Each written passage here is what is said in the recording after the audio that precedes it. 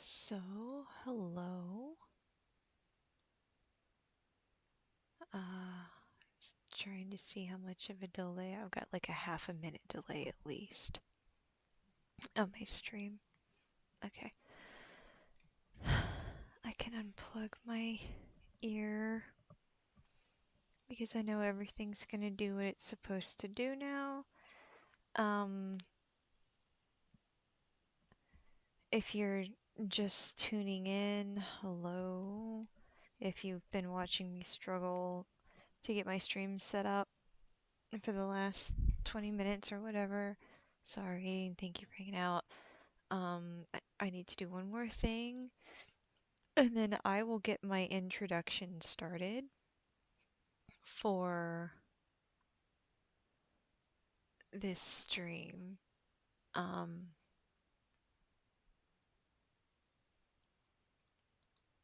Copy, paste.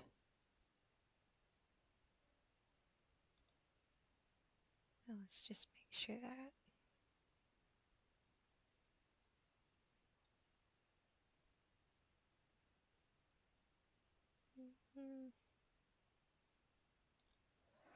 I don't know if that was the correct way to share it.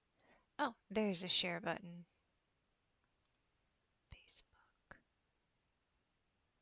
Opted out of the allow, so I just gotta manually copy. That's fine, I don't mind. Edit. Delete all that.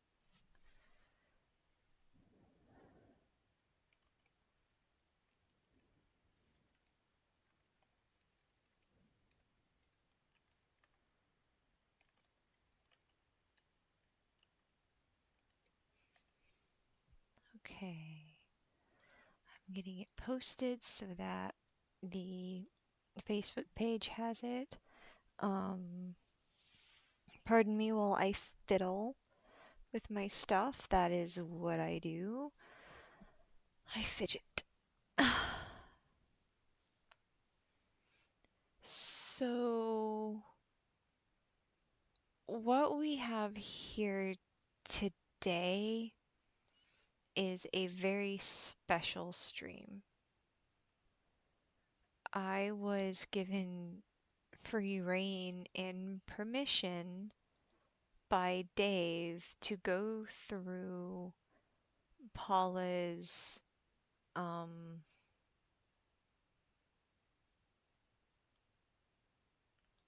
Facebook messages, like her Facebook in general. I haven't explored every inch of it, but I did very specifically choose to go into Ellen's messages with her mom because those are the relevant points. And I also wanted to get a hold of anything that anything that Paula might have said about Ellen in regards to the abuse or how she felt she was being treated at home and the situation regarding their living together. I found some extremely interesting things. I did listen to some of the audio already, and then I realized that I need to be sharing it. I found some very upsetting things. So here we have I moved my desktop view in to be a little bit tighter so that we're focusing only on the messages. I don't want to have the personal information of other people in the Facebook message system come up. I took an extensive amount of screenshots. I should be getting paid for this, but I don't want money. I do not want money. This is a complete volunteer act of charity. So, I've got some ginger ale here. I feeling like having a little soda today, something mild. Get a drink, get a snack, get whatever it is that you need to get through this because it might take a while. Uh, my streams have notoriously been very long, but that's because there's a lot of information, and then I also want to go and look for stuff. Some of it is filled with trying to figure out what something is so that I have better context. Like, I know what certain things are, and I know certain situations to be true, but I'm also like I have limited experience in life. I haven't studied every single thing on the planet. So we research and we learn and it helps us understand what was going on. So hi, if you're not used to me, the I am the stepsister, and boy has it been an interesting 20 years being related to Ellen and Paula. I have my own experiences with Ellen that were extremely negative. I was told some things by Paula directly in regards to her relationship and feelings towards her daughter, and I witnessed some crimes. So I feel very obligated to do my part in making sure that the negligence and the abuse that Paula suffered is brought to the light because currently, as of this date, Ellen had bonded out of jail. I am not sure what the police are doing with her financial abuse case right now. I know that Wells Fargo is investigating the theft and some other things are going on. Justice is a slow moving machine that has many parts. So in this time, Ellen has regained custody of her kid. We are aware that he's been left alone in the past in that house. We're not sure if she's got somebody living there, but I am aware that she's filing for bankruptcy and she had it discharged, but in the last minute, the state swooped in and said, "You know what? No." Um, they found some things that merit her bankruptcy discharge to be revoked. So she's currently in litigation over that. And the sudden death of her mom that she seemed to predict a year ago, like magic, uh, she's got access to all these financial assets and she's taken control, physical control at least, of the property that her mother owned at the time of her death, the house. And if we're going with Paula's wishes, the house was split 50-50 between the children, except in the end, Paula was not wanting Ellen to have anything, so they were trying to make a deal so that Ellen wasn't completely cut out, but she wasn't going to get as much as original because of the way Paula had felt about the way she was being treated, which you are about to read and hear for yourself. It is not hearsay, it is not me making things up, this is direct interaction. So, I think I just lost my point. Damn it. I am sorry. I was not expecting to stream tonight, but I am invested in this because it's important. It provides context. Very, very important context. So, buckle up. Like really buckle up. And I need to put trigger warning for people who are sensitive to certain topics, certain phrases. Um Ellen speaks very freely with her words, and she uses things that are not recognized to be politically correct or kind language. She's very comfortable with using slurs and racial insults. Um, she it's hilarious in a disgusting way that she called her mom racist in one of the messages. It, um, anyway, so there's going to be that, and then there's also going to be the very upsetting discussion of um abuse, domestic violence, SA, if you catch my drift. Um,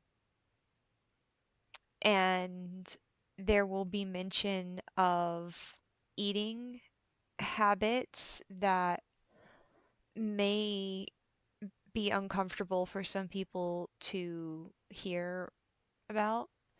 And I just want everybody to know what they're getting into with this stream. There's also just blatant flat out abuse. If you're triggered by narcissism and emotional manipulation and tantrums, then this is not going to be the stream for you. This may be something that you want to find the pictures and choose to read it on your own, and you may not want to sit and listen to it being read to you or hear the actual audio yourself.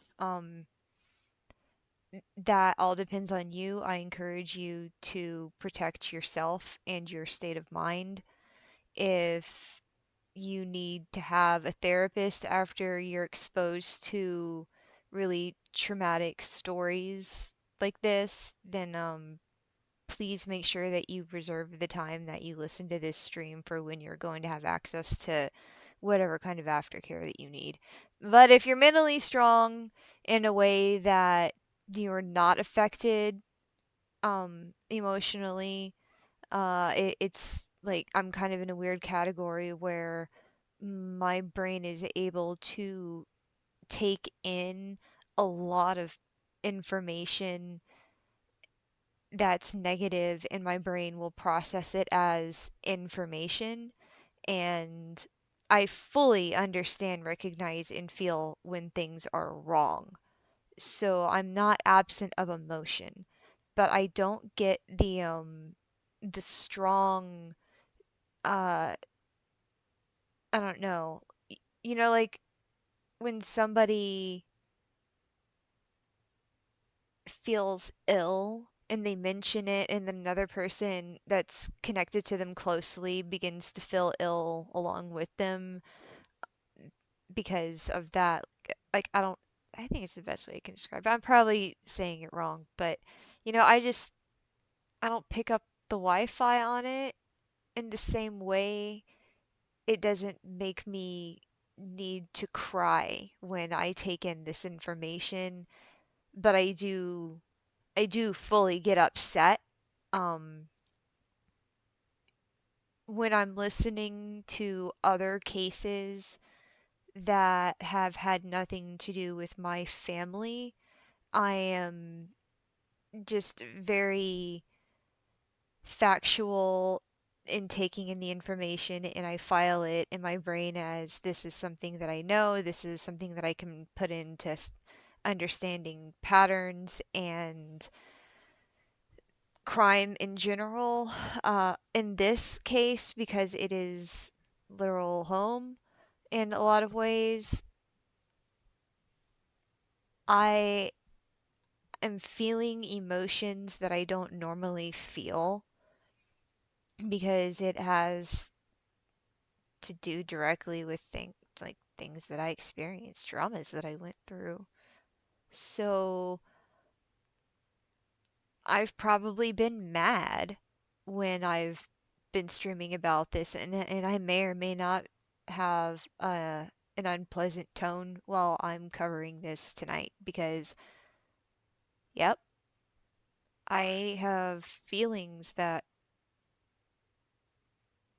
come from these people, and as much as I would really love for a professional YouTuber, a complete stranger, to go through this information, which I am very willing to share, please contact me if you are a professional YouTuber and you like to cover this. Especially after you see what we've got today, um, it needs to be out there. And I don't mind struggling. It's just, the more I think about it, the more I sit on this, because of what I went through, it was awful. Because of what I saw her do to my father, and then now the way that I see her speak about him in these messages, I recognize how delusional she can be, but I don't know if she's trying to manipulate and she knows that she's saying things wrong, or if she's really remembering it in a different light because she's always experienced life in a I'm I'm not at fault kind of attitude. She'll she blames everybody else for everything, but it's it's just weird. All right, we're just gonna get into it. Too much introduction. You know what? Nip it, nip it. And crap. See, this is what I was worried about. It took me so long to set up that I might have to walk off screen for a moment. But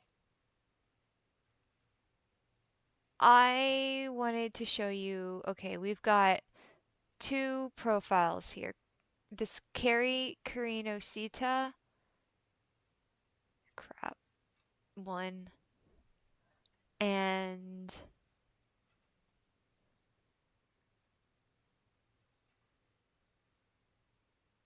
we've got this.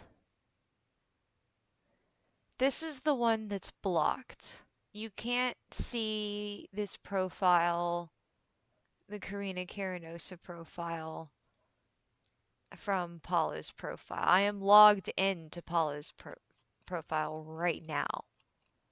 And we're going to be blitzing past everything to get to the beginning, which I I really need to have it documented, well documented, that the abuse started, like, heavily started, I think around 2017 and 2018.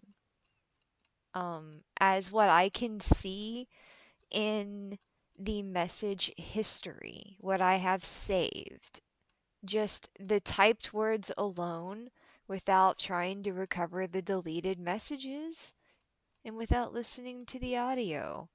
It is very damning. But let's just keep going, going, going, going, going. There are some things that really concerned me. There are some things that just really made me sad. There are some things that made me confused. And I think it started around 2018. So we're just gonna have to keep going. Uh the page refreshed itself earlier and I had it all ready at the top and then it took me too long to do this. So I didn't show the first video down at the bottom because I'm not ready to show that. There's some things that I've known about Ellen, that and the family is known about Ellen, that she will mention sometimes depending on the company, but then she'll deny in other situations about the use of drugs. Uh she will give or sell or in some way produce, provide the narcotics. And I always have to question when, and we're at the top, this is 2019. So I forgot again, damn it. My brain's tired.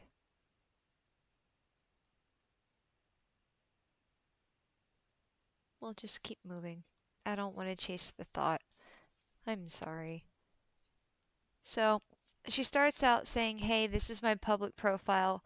Couple of rules. Do not call me Ellen here. And just in general, I won't be responding timely to this account because it's business and only on my desktop. Wanted to show you this that I just found, and it's a house in Texas."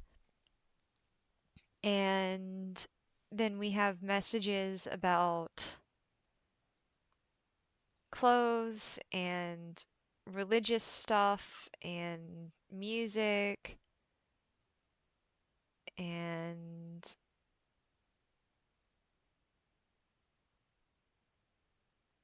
it's like it starts out kind of neutral, peaceful, and decent. Hi mom, sending hugs, all hugs back to you. Flowers, I found them out front today. They're still alive. Vase was busted, but I have one. Thank you. They are pretty. And there's positive exchange. And then, hi, I got your long message this morning. I was asleep in the guest room when you called last night. And then Ellen's talking about her friend, and she's talking about helping pay for his rent. And she's talking about his personal adult habits that he might do with himself, and substances that she's like telling her mom personal things about this guy. She's crossing boundaries. Like, already established that she's crossed boundaries. There are no boundaries. She's talking about his visa. So she sends a lawyer money. This is in 2020. This is August of 2020. His visa expires in November, so I sent a lawyer money today, and we'll find out if best strategy is to renew, interview with the wife, get permanent residency, then divorce, come here on a tourist visa, and marry while here. So this is a get married for citizenship scam. Like, it's not a marriage that she wants to have. Uh, it's a citizenship opportunity.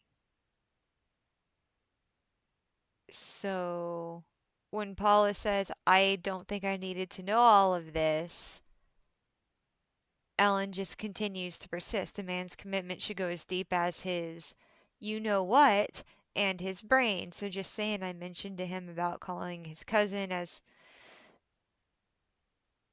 per your suggestion. He said the reason it didn't cross his mind is because his cousin never offered, that circumstances are changing. I told him to suggest working in Monterey with cousin, since he'll have a Suguera in Harlingen with a spare room. And Paula asked, what's a Suegra or what? I said it wrong. She's his mother-in-law. And, I think she's referencing Paula being the said mother-in-law.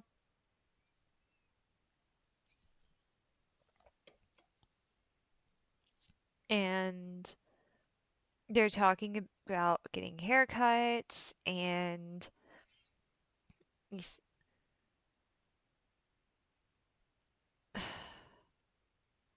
and then this happened.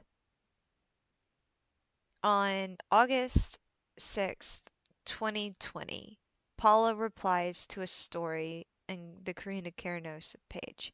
It says, looks like those paperweights they make out of cremated ashes. So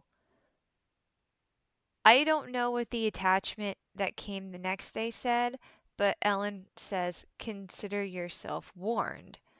And then they have a violent or Paula has a violent exchange with what she thinks about standing her ground in the Civil War, and there's some things that I am not saying and I'm not reading because there's things that Paula grew up with that are very normal for her generation that some people decided they weren't growing out of and they want to hold on to it, and I'm not into it. So, not giving that a platform. Uh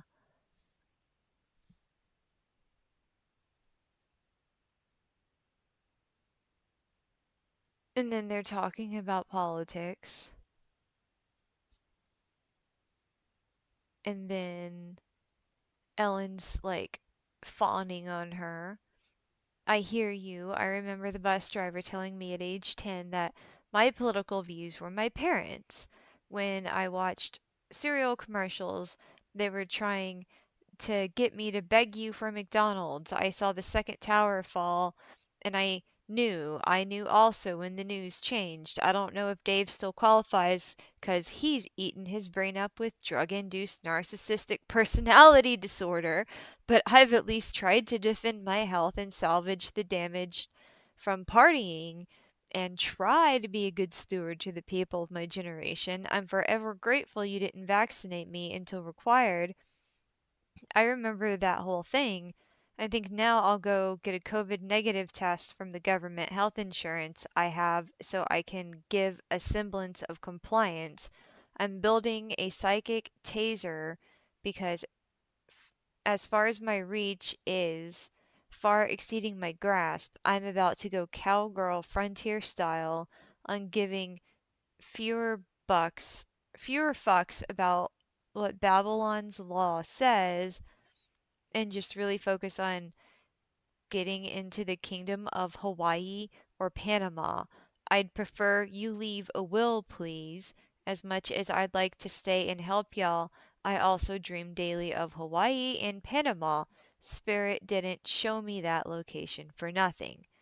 And this was in August 2020.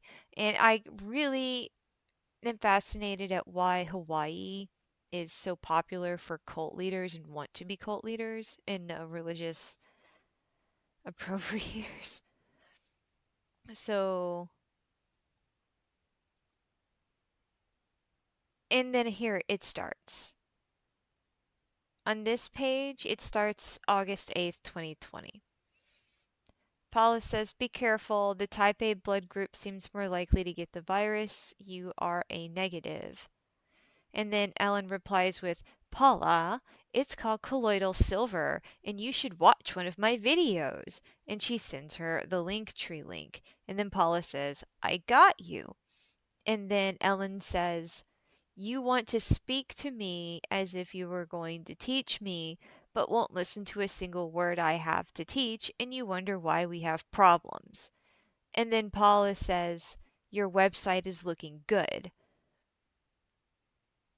And then Ellen goes on to say, that's the newest splash page. You should see the app. My pharmacy is the neatest thing I've seen. So Ellen goes from hot to cold in this. She just kind of lunges verbally at her mom, takes a jab at her over, I don't even understand where that came from. She says, you want to speak to me as if you were going to teach me, but I didn't see where Paula was trying to give her information that's not good because it's historically proven. Like, if you look into phlebotomy, certain blood types are susceptible to certain things. And, yeah, normal human experience. That's what bodies do. And Ellen becomes hostile to this. So, okay. And then we go on, and Ellen is like showing her clothes and talking about depression in a boy and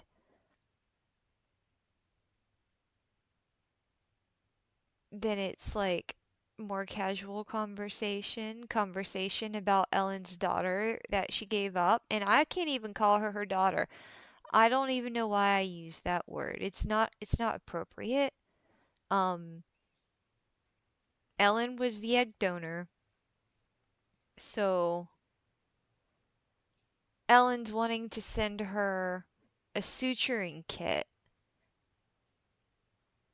She's already in medical school at this point, and Paula's like, no, she wouldn't need that. And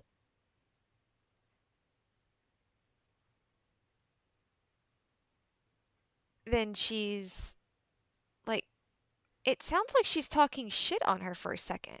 She says, she asked Paula where is she going to school. She's more pissed that she didn't get to influence you first than she is embarrassed. Oh, wrong person. Okay, that makes sense. So then Paula is telling her where she is, even though it was a closed adoption to Ellen. Ellen is prying for more information, and this is going to be a pattern. And then Ellen starts talking about her dad. October 4th, 2020. I need to write this down.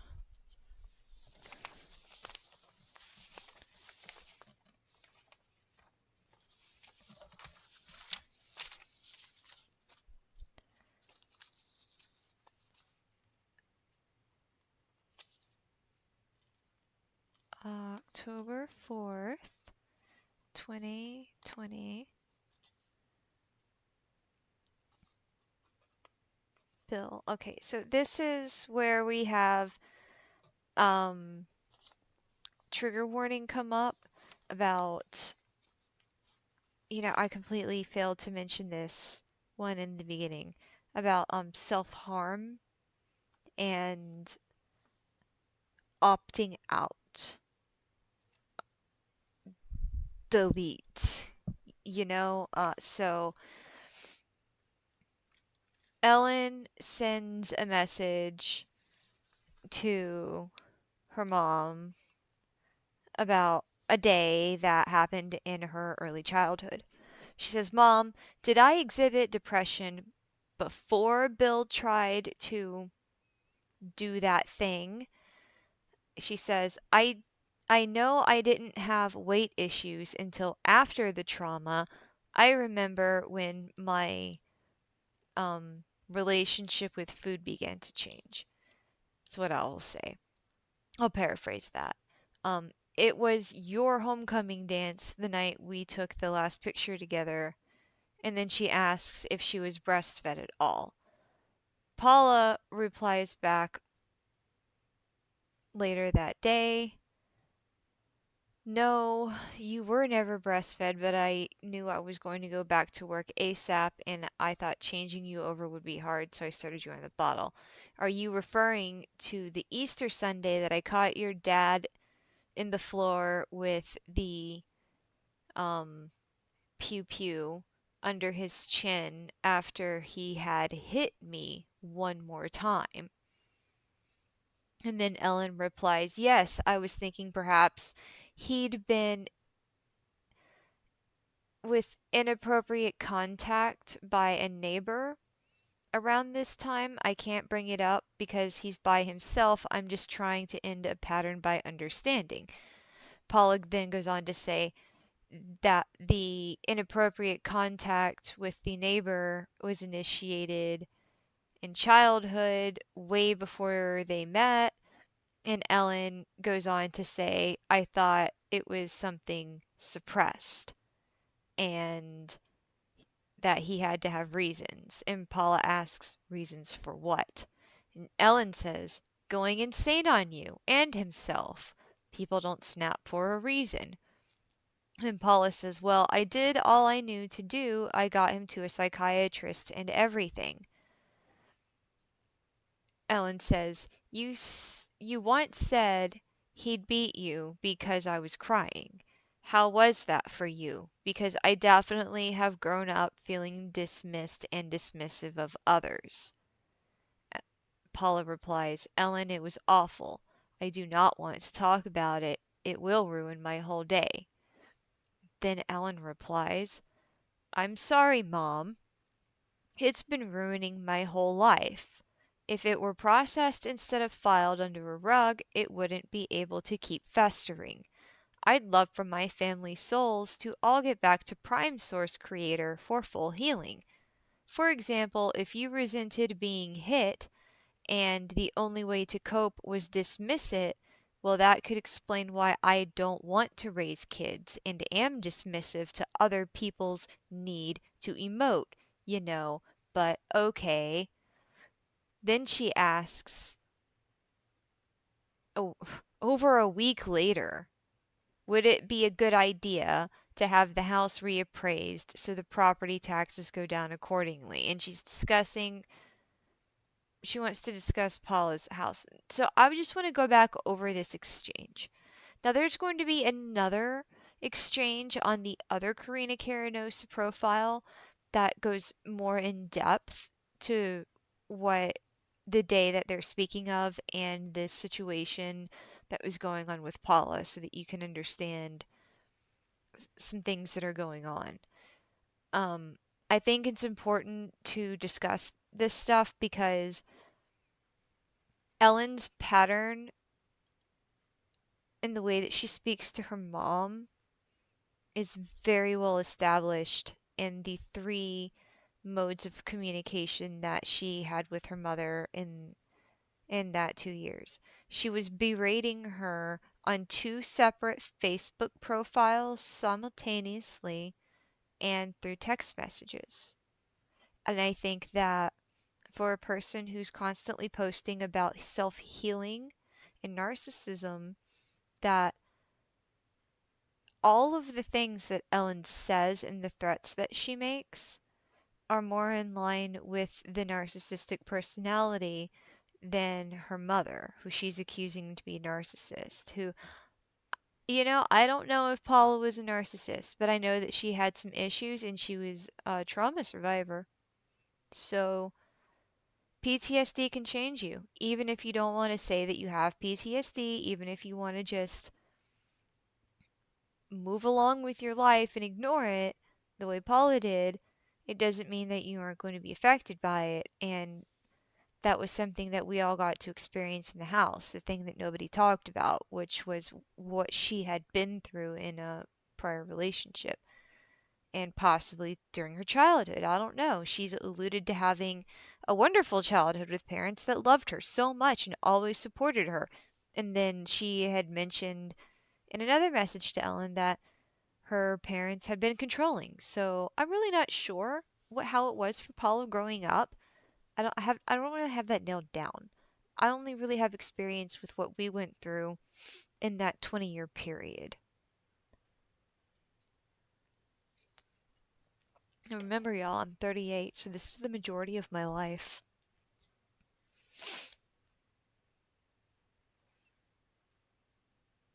The the way that Ellen approaches her mother's abuse when she when she says he had to have a reason, that was implying that, well, something set him off. Maybe Paula set him off. And if it wasn't her, well, then maybe it was some horrible, inappropriate contact situation, which I have no idea if this is true or not. But I understand that Ellen put it on the internet and she's poking at it with her mom continuously in these conversations because this is a narrative that Ellen wants to have established for some reason. She is not only establishing a certain narrative with her father, she's establishing one with her biological brother, she's establishing one with her mother, she's established one with myself and my father, and every single one of them have been incorrect profiles of us. Now, I don't know if anybody can be truly honest about themselves because we all have moments where we could be like, maybe I don't have to share that. But I don't go around changing people's stories to the level that Ellen has. if I want to just skip over some details about a person because it's too much or it's upsetting or it's inappropriate to share that, you're not always going to get the full story when I talk about most people. It's respect and privacy. Now, when you're a public figure, the way that Ellen has put herself as the public figure of the Karina Karanosa Foundation, this is in court documents. Court documents, I have them. You can too. It creates a unique situation. When you put yourself in public and say things like you've healed your parents, and then when one of your parents dies, neglected, the hospital's concerned, law enforcement's aware that something's wrong, and then we start finding these conversations when Ellen you she seriously says, "You once said he'd beat you because I was crying. How was that for you? Because I definitely have grown up feeling dismissed and dismissive of others." That was cold. Um, when Paula says that it was horrible for her and she's not wanting to relive it right now, Ellen is turning the guilt trip on her. It's been ruining my whole life. Oh, it'll ruin your whole day. Well, it's ruined my whole life. She's up to her now. If it were processed instead of filed under a rug, it wouldn't be able to keep festering. Okay, so like she keeps poking and poking and poking. And she says, if you resented being hit and the only way to cope was dismiss it, well, that could explain why I don't want to raise kids. Like she's blaming her mom for how her mom processed trauma for Ellen's own desire to be dismissive. Like she didn't have a choice to dismiss people or not. So let's keep going. Um, we're talking about presents. Got your card. It was Ellen's birthday. See, October 19th. Didn't you love it? Yes, I'm wearing my pearls. I was shopping for Get Well cards. Colloidal silver and kombucha. And Ellen's talking about her holistic thing. And Paula mentions that kombucha taste testing, she drinks with a wine glass and an umbrella because bougie, and it repairs all kinds of mystery illnesses. Paula then mentions somebody has a brain tumor and another person has ALS and pancreatic cancer. Do you remember a family friend? And then Ellen just interjects with, I can work with brain tumors remotely. Paula doesn't bite. She doesn't ask for more details. And then Ellen sends her colloidal silver link. And she's just telling her how much to take. Kill all the bad juju and corrupting cells. Take colloidal silver. Sent her important text. Like, we've got some messages here. So, like, I don't know when the hostile ones start. So let's just start listening. Hey Mom, I wanted to let you know that I sent you a package with your shoe. It should be there by now. And I did a bufo ceremony with my girlfriend Anya. Anya Reisnicka. She didn't even have a middle name, how special she is. She's like, I'm the only one in the world that I know of. I'm like, I bet. So, and in that, I was forgiving you for keeping all the secrets. And I just wanted to let you know how much I love you. She says, I'm forgiving you for keeping all of the secrets. you for keeping all the secrets. And in that, I was forgiving you for keeping all the secrets. And I just wanted to let you know how much I love you. Ellen's forgiving her mom for keeping the secrets about the physical abuse that she suffered and did not want to talk about, that Ellen has decided to claim for herself.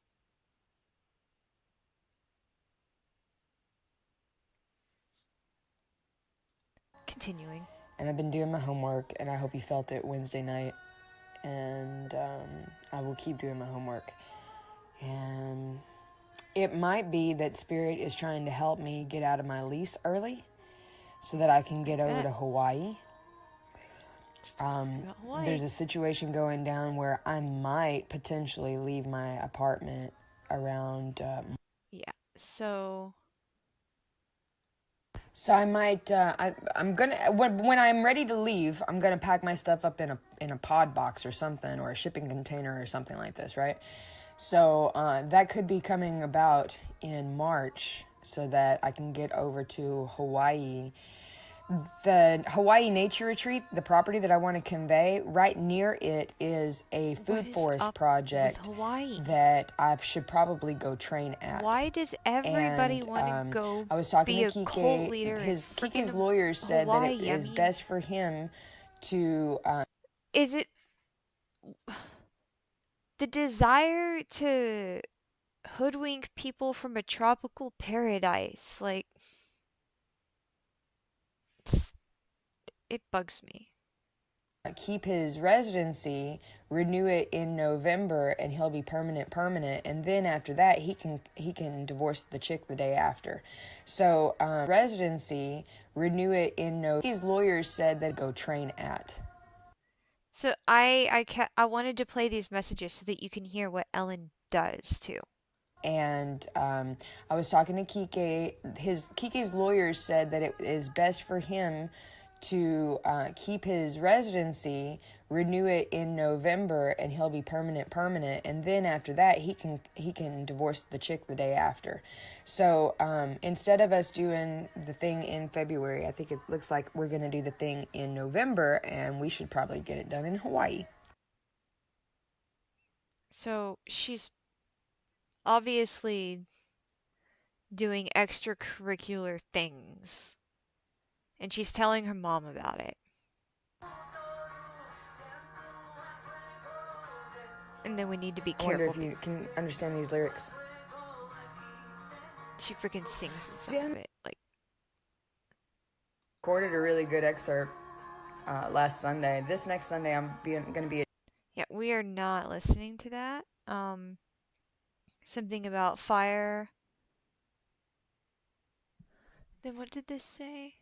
Oh, something about vaccines. This is a crazy rant that she goes on. Good morning, Divine Mother.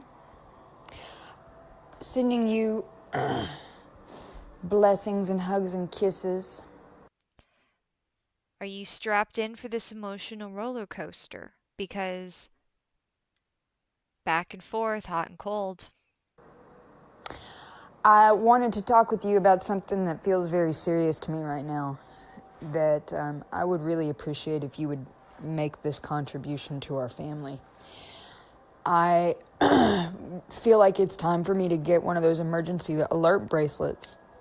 And I wonder if you would please consider being the person who buys us some. I would like for you and me and Delaney to have an emergency alert bracelet. I think they cost around $200 to have a nice one that'll look good on all of our skin tone, you know, to make it look like jewelry. And what it does is it keeps your pin location so that it has the GPS tracker on you, so that if there's an instance, you know, it looks like a piece of jewelry and they'll be able to find. She wants a tracker. And it also has a messenger alert system. I'm just going to spoil too long didn't read for you. She wants to be able to contact Delaney, her daughter, the child that she did not keep because she shouldn't have. The adoption, as you will come to read as Ellen directly complains to her mom about it, was closed to Ellen. It was open to the rest of the family. Paula could talk to her, and Dave, and whoever else, cousins, aunts, uncles, but not Ellen. And Ellen has always been asking for information about her. After a certain amount of time, she started to demand it. Um, she demanded direct contact information that I'm not sure how, I don't know how the kid felt about it. She may not be comfortable with having that contact with her. She may not want it.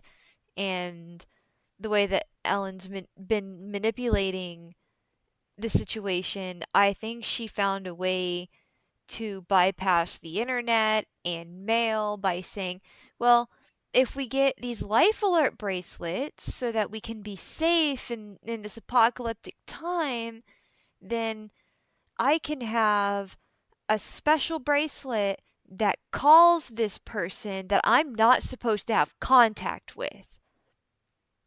Do you get what I'm going for? Like,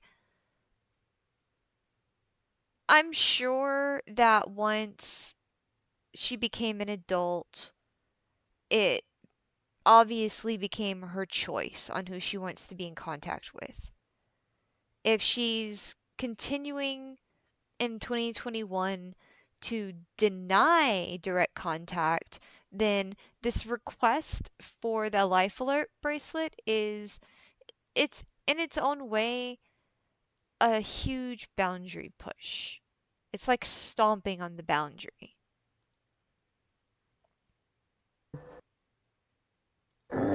It costs around $250 depending on how nice it is, but I really would like that to happen, and I can't afford it right now. I'm in the middle of making a big transition, and I just hired I've got staff that I'm paying right now. She's paying people So right now in 2021. it's something I need to get done. It's something I've been meaning to get done. She was claiming Because y'all bankruptcy. raised me with disaster preparedness, and we're in the fucking apocalypse. Oh, So did you catch that? disaster preparedness. Because y'all raised me with disaster preparedness. Y'all raised me with disaster preparedness. That's a shout out to my dad. Disaster preparedness expert right there. And we're in the fucking apocalypse. So I'm saying that because this other woman that I told you about in June, this other woman, Christy, won't get the fuck out of my face. I had to buy a knife necklace because this bitch keeps on getting too close to me. She's not the only one, though. A necklace because this other woman, Christy, won't get the fuck out of my face. I had to buy a knife necklace because this bitch keeps on getting too close to me. She's not the only one, though. It's happening with fans, people being fanatical at me.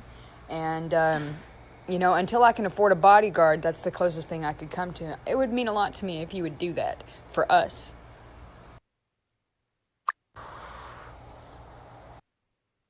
Are you seeing now where it's starting to twist and turn? Roller coaster. All right, we went from hello divine mother to I need you to do me a favor to I want to have a life alert bracelet for our safety and have it pretty to I can't afford it because I'm paying people to I've got this lady and people who are stalking me and I need bodyguards. Let's keep going. The most important thing about disaster preparedness is not that you're being grandiose when you think of the worst possible outcomes, but I'm just trying to be realistic with what's been happening to me. I have had 4 men bring handguns into my apartment under COVID. And unfortunately, one of them couldn't get. I would like to point out that oh gosh. I wonder if I took a screenshot or if I wrote it down here on one of the pieces of paper. But you're not allowed to have a massage parlor in your private residence in the state of Texas. Can't remember when that came into effect, but the mention of people going directly into her apartment is a reference to her massage and spa and whatever business. These things are important to pick up on, because it goes into the legality of her business and all of her business practices. The things that she's willing to tell her mother are things that the court, well, I'm pretty sure, appreciate to get hold of. I'm so sorry that I need to take this brief intermission. We are not ending this stream, but I do have to run off screen for just a second. I will be right back.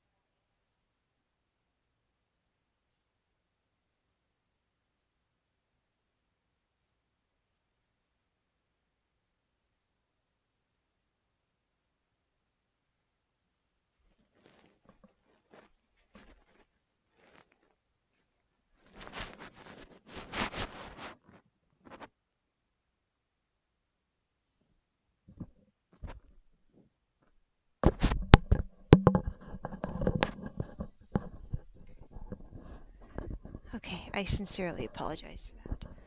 But thank you for hanging on, everybody who's tuning in for the replay, because I'm streaming in the middle of the night and nobody is on watching. It's fine because it's gonna be recorded. So, hi Chloe, come make a biscuit next to me. So let's continue with this roller coaster ride, because it's important to set the tone. This is how Ellen interacts with her family, her mother, the person who she is living with at this time, I believe, or about to move in with. She's negotiating the move in. So here, let's just keep going. Get to my apartment, I had to disarm somebody, you know, and I'm going to be training this year for becoming better able to handle really intense situations. I actually had a date with a paramedic. So then she just goes on to talk about a guy that we don't need to hear the rest of that story about, because he's not relevant. It's just another, oh look, somebody else who has skills that I want to claim. Anyway, moving on. His name is Zach. Oh yeah, I was trying to avoid his name. There's a lot to like about him. And I felt Irma and you call physically, which you never to him about. I'm like learning how to be a skinny girl, finally. So she goes into body And I just would really hate to see anything happen to her if she had. Alright, so like, hold up. At some point in this other message, it transitioned from the firemen and the safety moves to knives and guns and all that. And I do need a good teacher. And he's really big and can toss me around. So I'm like learning how to be a skinny girl, finally. If she hadn't been brutalized, and I just would really hate to see anything happen to her if she hadn't been brutalized yet. I certainly don't want that to happen to her. And then it jumps back to Delaney. And it's not just the kid, it's what did she say? Her, if she hadn't been brutalized yet, I certainly don't want that to happen to her. And if it does, and there she's pretending to cry. She needs to be, if somebody tries to drug her or something like that, her phone's not going to be near her. So I want the same thing for me and for her, and to make sure that you're okay too. You know, when you decide to croak, you're probably not going to have your phone on you. I say, I can't open any accounts for you, but... So I apologize for laying that on you. But I've been feeling very not safe because this woman keeps coming into my experience causing trouble. And then from Delaney back to her problem, which her tears are on and off. Like, I have to go to church, and I'm going to be singing, and I'm going to be praising God, and her demons don't want to get fought off. So I have to find all the nice ways of being able to do that. And, being able to have the system I'm talking about, the bracelet, will also make it so that you can have a phone call come in, and it can contact your emergency person to say that you need them, depending on how you touch it or something. You can have a phone call come in. I'll find the link, and I'm at That's the very least, the I goal. need to know what color you'd like to have. To be I able really would like for you to wear it, please. to contact them. And it also has a method. And it also... So I apologize. The audio has been skipping around very unusually. I do apologize for that. And then here she's got an item on Wish. It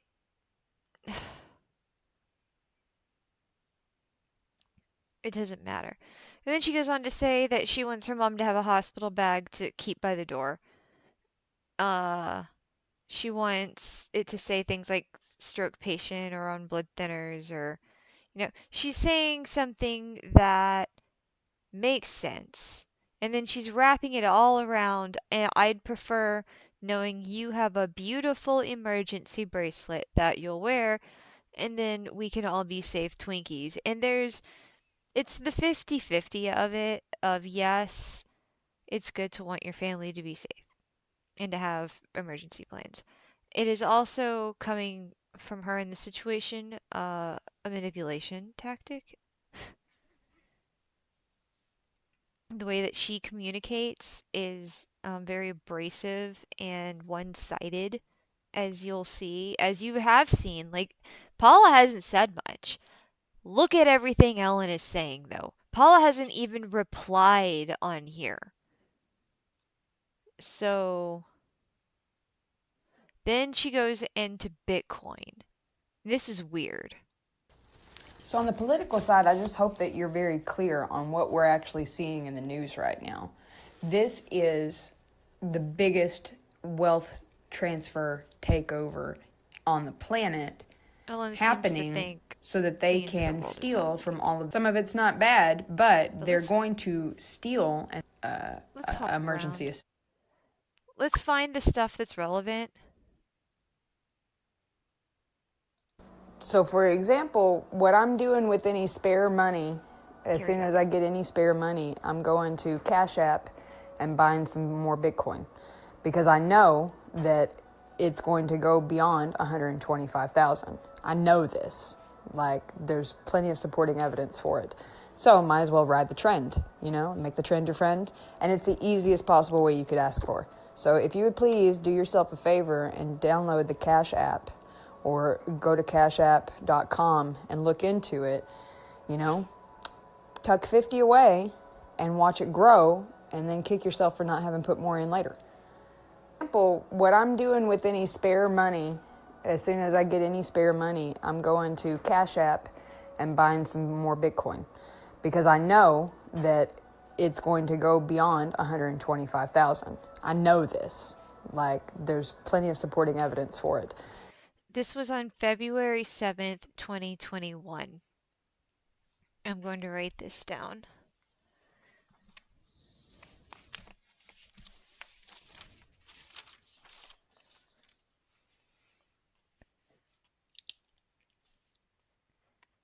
Feb 7, 2021. Cash App. Bitcoin. Because remember, she's claiming in bankruptcy court she has nothing. And they're having to cover some of her finances, and I think it covers 2021. I first started investing in Bitcoin when it hit 12,000 and waited, knowing that they were going to tank it down again. And what did they do? As soon as they had the legal way of managing it, everybody tanked it so that the big money could get in. And She's now a we're Bitcoin just now expert now, seeing all of according to these big herself. investors from Wall Street, 5,000 at least. You know, so all you want to do is just have a safer savings that's giving you a better appreciation, because the bank's not doing anything for you. And this is the time that is going to. So she's pushing it. The apocalypse, Bitcoin. You need digital currency when the world is going to collapse and probably take the internet with it. Yeah, I have yet to see an apocalypse movie where they have functioning internet or TV series. Like, if anybody knows of an apocalypse series that has really good functioning internet, cell phones and all of that, Bitcoin, digital currency, let me know. Like, I don't mean dystopian sci-fi futures where these weird tech lords are in charge of things. I mean in the apocalypse where governments collapse and people start eating each other alive for resources and we lose our infrastructure, that kind of apocalypse. Let's keep going. Tank the most. This is why I left the country 20 years ago, because I saw this coming. And No, I'm just it's asking not. you, I'm begging you, please, put some money into your Cash App, go open a Let's listen to Coinbase that account, again. because the bank's not doing anything for you. And this is the time that is going to tank the most. This is why I left the country 20 years ago, because I saw this coming. And I'm just asking you, 20 years ago, Ellen had her head so far up into raves. Like, I would like to remind everybody of the story of when Ellen found out she was pregnant and moved back into our house. I was a senior in high school. I was eating breakfast before school, and I asked her what she was going to do, and she said she was going to give the baby up for adoption because she did not want to stop partying, because partying was her life. She liked cocaine, she liked ecstasy, she liked her drinking and her drugs and her raves, and that was it for her. So Ellen not only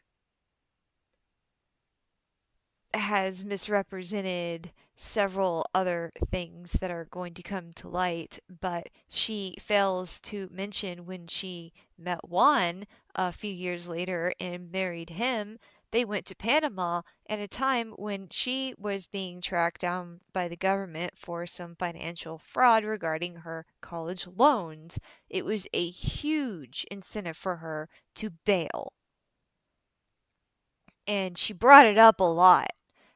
It's not something that I'm saying just because I remember it and want it to stick. I'm saying it because she kept bringing it up. When she would call on the phone, she would remind me that if any of those money people, collectors, government folks come knocking on the door or calling asking for Ellen, to say that we don't know where she is. And she was bragging about how it was so easy to slip them, give them the slip. So, no, Ellen did not leave the country 20 years ago over finances. She left the country 20 years ago because she was so far into cocaine and had committed some serious fraud that she did not want to be accountable for, that getting married to a guy with a family in Panama seemed like a good idea, especially since, according to her and what she told me, they had access to a lot of cocaine in Panama, not just in the valley. So, thank you, Memory and Ellen, for running your mouth 20 years ago. begging you, please, put some money into your Cash App, go open a Coinbase account, do yourself a favor, happy Valentine's, because I can't open the account But then it's really nice after they all get to playing together and they realize they can make music together, then that brotherly love aspect. She The talks about reason a why I'm drum so adamant circle. about asking you to get involved is because Visa applied for a patent to eliminate cash from the system, and it is happening now. So bank savings might be Ellen protected for, goes into money because conspiracy. we are the queens and we have kept our powder dry and we have kept our shit together, and I don't want to see another Oh, wait, here we go. Ellen talking about class. don't fix this shit in Washington and give people enough bailouts to pay their fucking rent. Like, your basic living standard is because Visa applied for a patent Hold to on. 2000 and waited, knowing that they were going to take it down again. All right, so we did go through that one. To eliminate cash from the system, and it is happening now. She did say something important in So this. bank savings might be protected for a little while longer, but we know that the run on the banks thing is happening. It's gonna happen if they don't fix this shit in Washington and give people enough bailouts to pay their fucking rent. Like, your basic living standard has to be met, and if it's not, we got to be prepared for all the poor motherfuckers who are going to try to take advantage of us, because we are the queens and we have kept our powder dry and we have kept our shit together. And I don't want to see another instance of, guy coming into your house and hustling you while the guys in the back stealing your jewelry, right? Like, we don't want to have another instance like that, innocent, and I can only imagine that in your area people might get a little bit more crafty. So it's Sunday. So, yeah, that's Ellen talking like she's a rich person. And she's scared of the poor people, as though Ellen isn't and hasn't been one of the poor people. He used to take me to church, and this sermon brought to you by my highest ascended self. Then you want me to sing to you? No. Excuse me. Hopefully with ease and grace, and blessings and kisses. And not before I get to hug you again soon. And she ends it on a sweet And note. since we're finishing on a happy note, I'm sorry to have taken you through all of that into back me being normal, but, trauma. I wanted to thank you very much for all of the time that we got to spend in Presbyterian church, and that time that we got to spend with the Duncan. And Ellen does this sometimes. She periodically throws out these gracious, thank you so much for all of these opportunity moments. And some of them I kind of remember. Some of them were definitely before my time with them. But it's weird the way that she builds her mom up with the praise and then follows it up not too long after with abuse.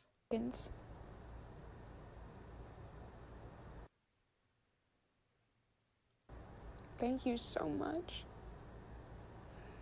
Because I'm able to relive that now in Austin, for She my sits generation. there and acts like she's And crying. it's so And I don't know, beautiful, maybe and she's I'm on so drugs that thankful are that I actually have that making right her now. cry.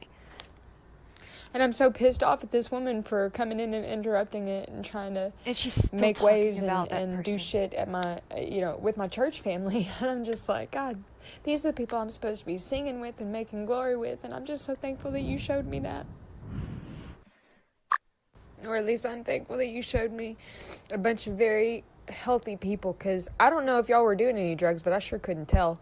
And Ellen making an attempt I always thought, to wow, these people are so incredibly cool for keeping it straight, compliment her mom. And so I'm just trying to be around more of that, keeping Well, it straight. you're going to see all of the for, ways she drags her the kind down. of, And it's so... because I'm not a libertarian, I'm a constitutionalist, it's so and a lot hard of people to in watch. Austin are, Like, this right? is...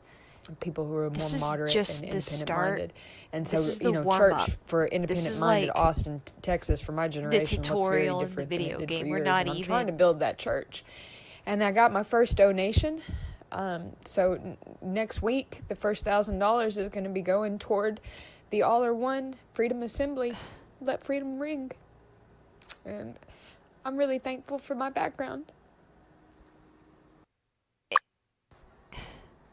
And I'd really appreciate if you would read my books so that you could understand we're not separate and that I'm just carrying on Christian Christ oneness consciousness. Her book is And full I'm of just trying to deal disgusting with sexual all the crazy, content, you know? from what I've been told. I'm just trying to be the street shaman. And she sent a copy the rave to doctor, Delaney. because the Patriot Act stole that from us.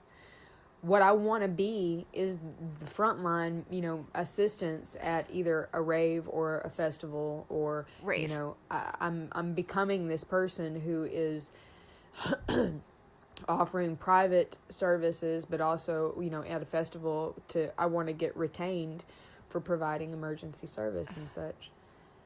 Not that I want to be an emergency responder, it's just training that I have to go through for the apocalypse. So did you I hear that? appreciate your private services, but also, at a festival I want to get retained for providing emergency service and such. Not that I want to be an emergency responder, it's just training that I have to go through for the apocalypse.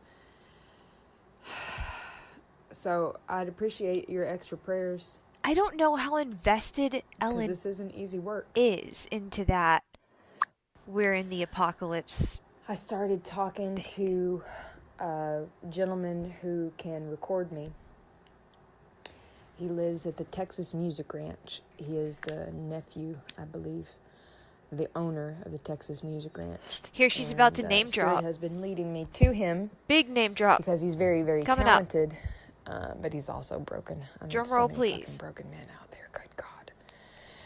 Anyway, the way I found him, though, was through the woman that he was keeping. And she is a relative of Amy Winehouse. Boy, you can fucking tell. There it is. So anyway, my point to you is that Amy I'm trying to build a Winehouse. hymnal Oh my God. CD, compilation of Her works. talking so about her that music, it's not even important. Let's move on. starts to really come out, and brotherly love aspect starts to really. But then it's really nice after they all get to love aspect drum circle. Circles talking about. You lose that sense of camaraderie. And that's my primary problem, I feel like, right now, is that I'm military. I come from a military home, but not personally military trained. I don't have that personal experience of the discipline. I haven't personally been broken like that, That she speaks of. And then I don't get the benefits either, No, you fucking So don't, because you didn't I'm just serve. trying to pray over all of that to come slurp up together. And I think that you and your girlfriend, Dee Dee, should take that acid together. Split it in half and poof, have some watermelon juice. Ellen wants and oatmeal. her So it's Sunday, and blessed sick, aging mom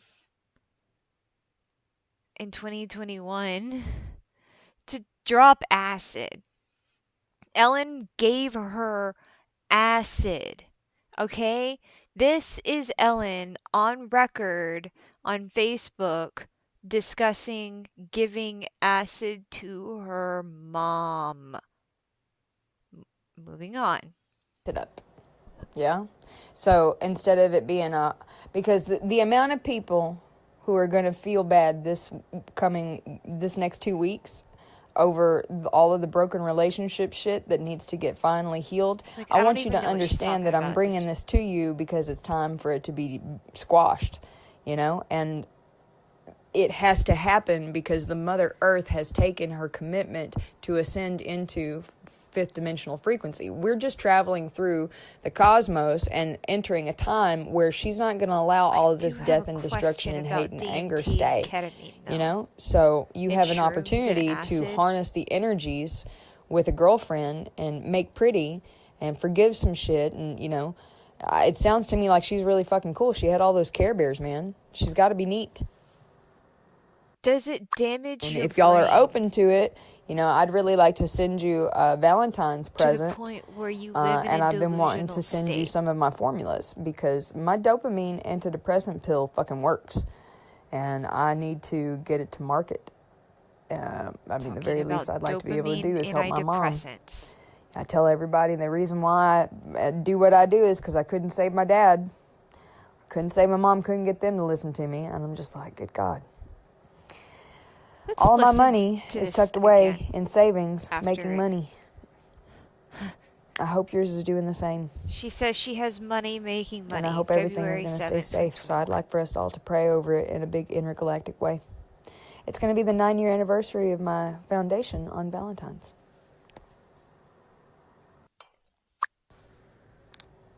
I started out on Valentine's Day at the Tony Hawk Sports Resort. Name drop. He has a Tony resort Hawk. where everybody does paragliding and looks fancy, and the She puts that $350 everywhere. rooms, and I got to start and opening my practice She was there. It giving was like the massages first in a time I Tony did a Hawk healing. resort. One of the first times I did a healing on somebody, it was there in that beautiful space. And that's when I manifested Mario. I don't know if you remember me talking about Mario, I but don't even know what that means. he's still around. Manifested. He's still talking to me, regretting that he stood me up. I'm like, Some yep, guy I'd that still be wouldn't there if stay you her. hadn't fucking stood me up. But whatever. She's incredibly full of These herself. fucking men. I can just I'm say praying that. over all of us, sister girl, sister queen. Hope you have. All right, cringe. Moving on. So then she sends her other things, political stuff, some family stuff, some Trump stuff. It's awkward. It's weird. Do you have plans for next weekend? No, I want to come to Austin, take you out to do jazz. Paula says no, it's too long a drive. Ellen talks about flying, and then we get Hey, Mom. I am working on a song.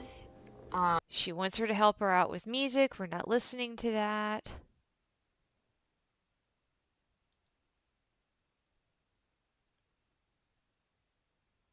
I got one of their songs that sounds a lot like this, and it says it's in the key of C. I don't know how to tell, but I wanted to send you the audio.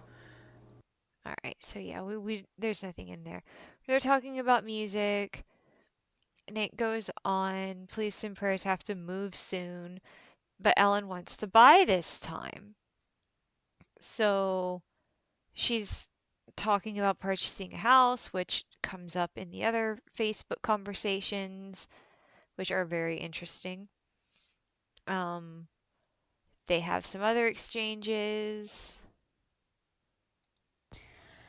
So, where we are right now, as of 11 a.m., Monday, August 16th, is that the lawyer is picking up my case for free to help me resolve the end of my rental agreement, because they are trying to jack me around and pull that up in Austin, but there's some great, it seems like that'll end up being good. So the house that I am excited about, I finally have spoken to some people, and I just got back this thing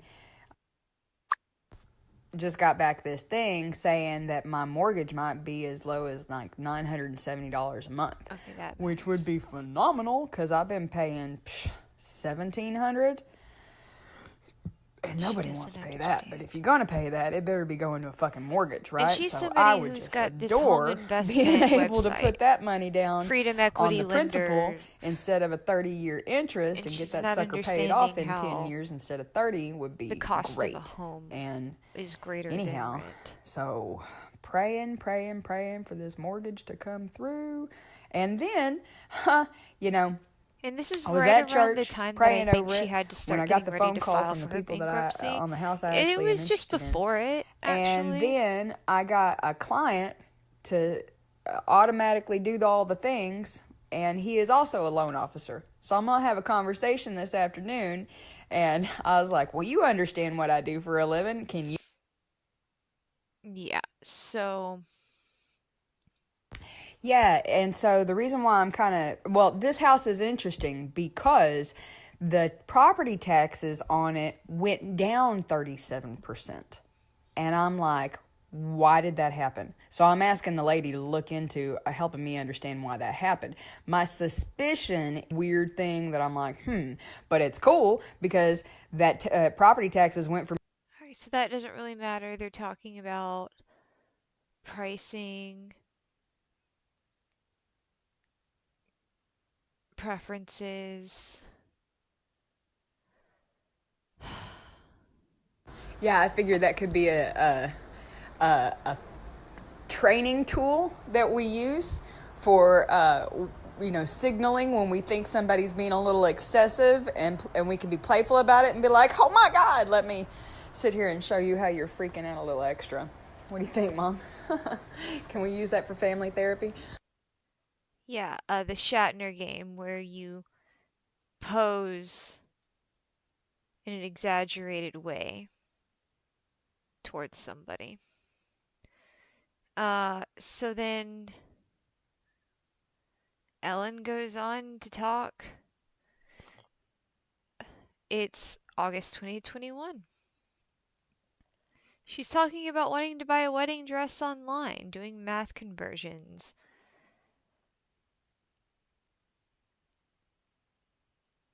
And this is where I start to see some of that attitude start to leak in a little bit. She's talking about her sizing, thinking Empire Waist could work, and then she says, I'd let you be involved if I knew you were being a nicer person. I could really use my mama's support right now. I'm scheduled for a procedure next Saturday, but my heart doesn't want that. My heart wants this little miracle to be profoundly loved and accepted as a second chance now that we're older, wiser, and grandparents are retired. It seems like the option of going to Philippines is open. My assistant offered to keep him. She lives smack dab on the beach and has a toddler. It's not something I want to discuss on Facebook for legality and safety reasons, but the wedding is happening in December, either Cancun or Panama. I figure Panama will be easier to get the paperwork done. It might be a bright idea for you to open a personal bank account, or I have begun an LLC that we might try to open a bank account down there with. You could have signatory or beneficiary rights if you were there to sign the papers. I feel like this little miracle wants to help me transmute the anger and sexual energy. I haven't even blanked myself in ages. Trouble sleeping and fatigue, but thank God the morning sickness subsided with regular nutrition intake. So she's talking about offshore bank account, LLC stuff, um, getting married somewhere else. I don't know. I mean, I'm sure people do it all the time, but we're talking about Ellen here. She's pregnant at this time with Wolfgang. And then she goes on to say, I did want to clarify something to you. My body has really been trying to get me knocked up since the gastric sleeve. Apparently, that's a thing, especially for those with PCOS, which I have. And this bitty being is from that ovary where I've always had problems since getting my cycle. Might be a little too good carrying, but I am really concerned at the feeding. Had 3 infections from dirty mouth, and my mentor said his grandma died from that, and his mom had it twice. I know to dry up milk with cabbage leaves, but because I had piercings, it seems to have punctured a main duct to cause issues. The uh, surgery enhancement had serious complications, so that's my largest concern about going to term, and increased risk of C section since she had a natural birth the first time and quickly. She's not concerned, but she had back labor and she experienced some physical changes afterwards that she affect the body, like that. This is a natural thing about pregnancy. It can have some physical effects that are lasting, and she's discussing those and talking about how she wants the don't want the kid to have Nestle sugar baby teeth like her. Personally, I think his name will be Wolfgang. A Native American visited me today and said he saw a white wolf and asked me if I had a spirit animal. I think that's the baby. So Ellen is like, she's on this planet. I don't know what planet she's on, but she goes on to explaining with her friend a whole range of things that concern her and why she thinks the family soul contracts are so whacked out. The souls, their soul contracts, um, are whacked out and need to have a talk with you about Bill's motivations for hitting you. It is my concern that one or both of you have some secrets and shame that you don't want to admit, which would help put the puzzle pieces together on why I have to spend my entire life overcoming CPTSD, which this is Ellen now getting into what did you do to get Bill to hit you? What are you hiding from me? What else is there? And it's not her mom's trauma that like she's not acknowledging it as her mom's trauma. She's claiming her mom's trauma as public property, essentially, or at least as Ellen's property.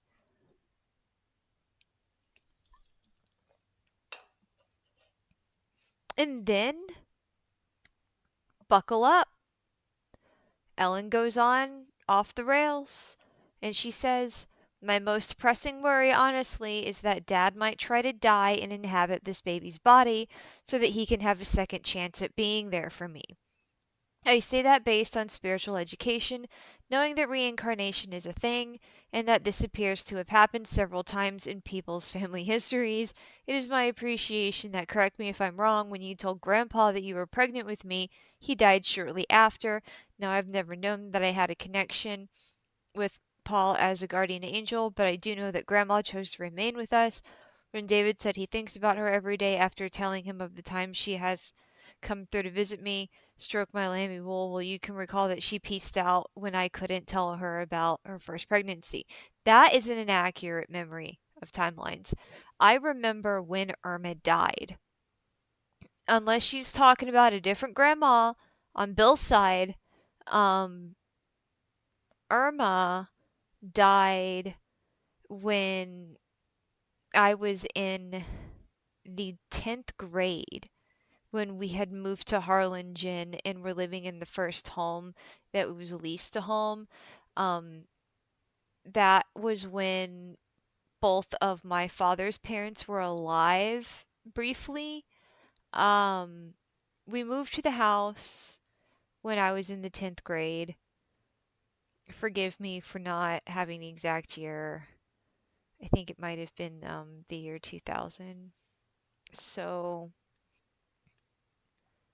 we move into the house. Grandma and Grandpa Davis are there, and like almost 6 weeks or something to the day of moving into the house, Grandma died in the hospital down the street.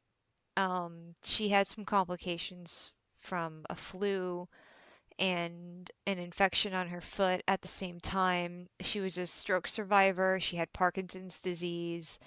The medical staff at the hospital believed that her body just couldn't handle everything all at once at her age. So she ended up getting jaundice and we took her to the hospital and by then it was just too late.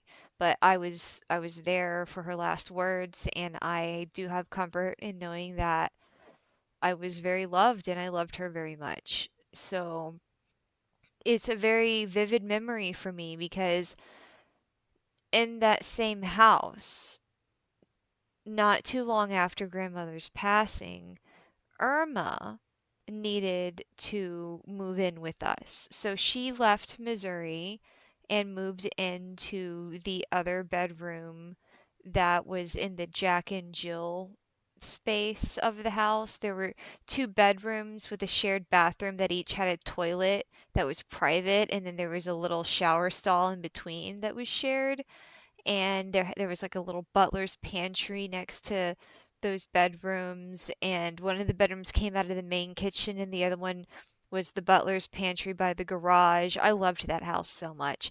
Well, um just like my grandmother, about 6 weeks to the day of Irma moving into the house on a Sunday at 2 o'clock in the afternoon, she died in the hospital. So my grandma died on a Sunday at about 2 o'clock in the afternoon. Irma died on a Sunday, same year, Sunday, 2 o'clock in the afternoon. Um, I do not believe Ellen was in Harlingen at that time. I believe this was when she was still trying to do school up in East Texas or whatever. So I was there when her mom had her stroke and Ellen wasn't in the house, and I had to help with that. And I was there when Irma lived with us, and I was there when Irma died. So, whatever Ellen is talking about not being able to tell her about Delaney, um, that pregnancy did not happen until my senior year of high school. So, from the 10th grade to the 12th grade, 2 years had passed. So, this is why I'm wondering, do some of the drugs that Ellen likes to do tear at your brain and your memory? And then, maybe make your moods a little erratic? I don't know. So she's concerned that her dad's gonna die and reincarnate himself in her kid. And then she moves on immediately to talking about, do you think the dress being 2 inches small on the bust would still work? Here's my measurements. It's like Dolly Parton, but not quite as crazy. Just, all right, anyway, so she's flattering herself now, and she's saying it's so hard to beat the men off because of how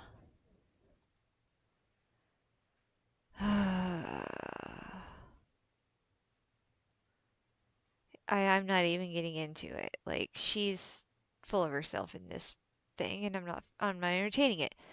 So then she goes on to thank her mom for something, the superpower to look the other way. But I still don't like to be gaslighted, so I need to see you grow in the ability to discuss through shit. Pretty please with rainbow unicorn glitter magic sprinkles on top.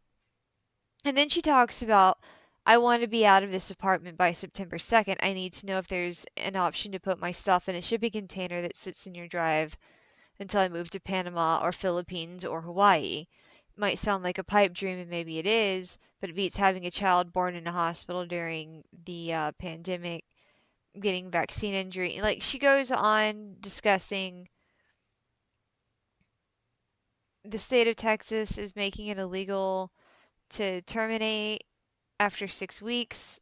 So next Saturday is D Day. Like, Ellen's still on the fence on whether she's going to go through with the pregnancy or not. She says, the loan officer said he can help me. He can't help me until the $12,000 in charge offs gets repaired on my credit. Those are two recent credit cards I had to drop to get solvent during the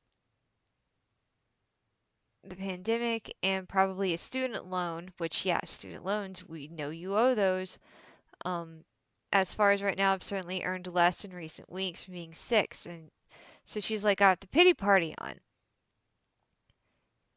And she keeps going back and forth about this guy named Chris, the one she's supposedly going to marry. Um, she's like, if I cut him out of the fathering picture for not feeling truly deeply supported, then the idea of going to the Philippines for a home birth sounds like it could also lend itself to me being able to afford certain luxuries. She said a home assistant is only $100 per month. A maid to take care of your baby only for $100 per month. I pay my two assistants well, and that's about 400 to 800 per month each. Ellen thinks getting paid 400 to 800 a month is being paid well. Oh dear.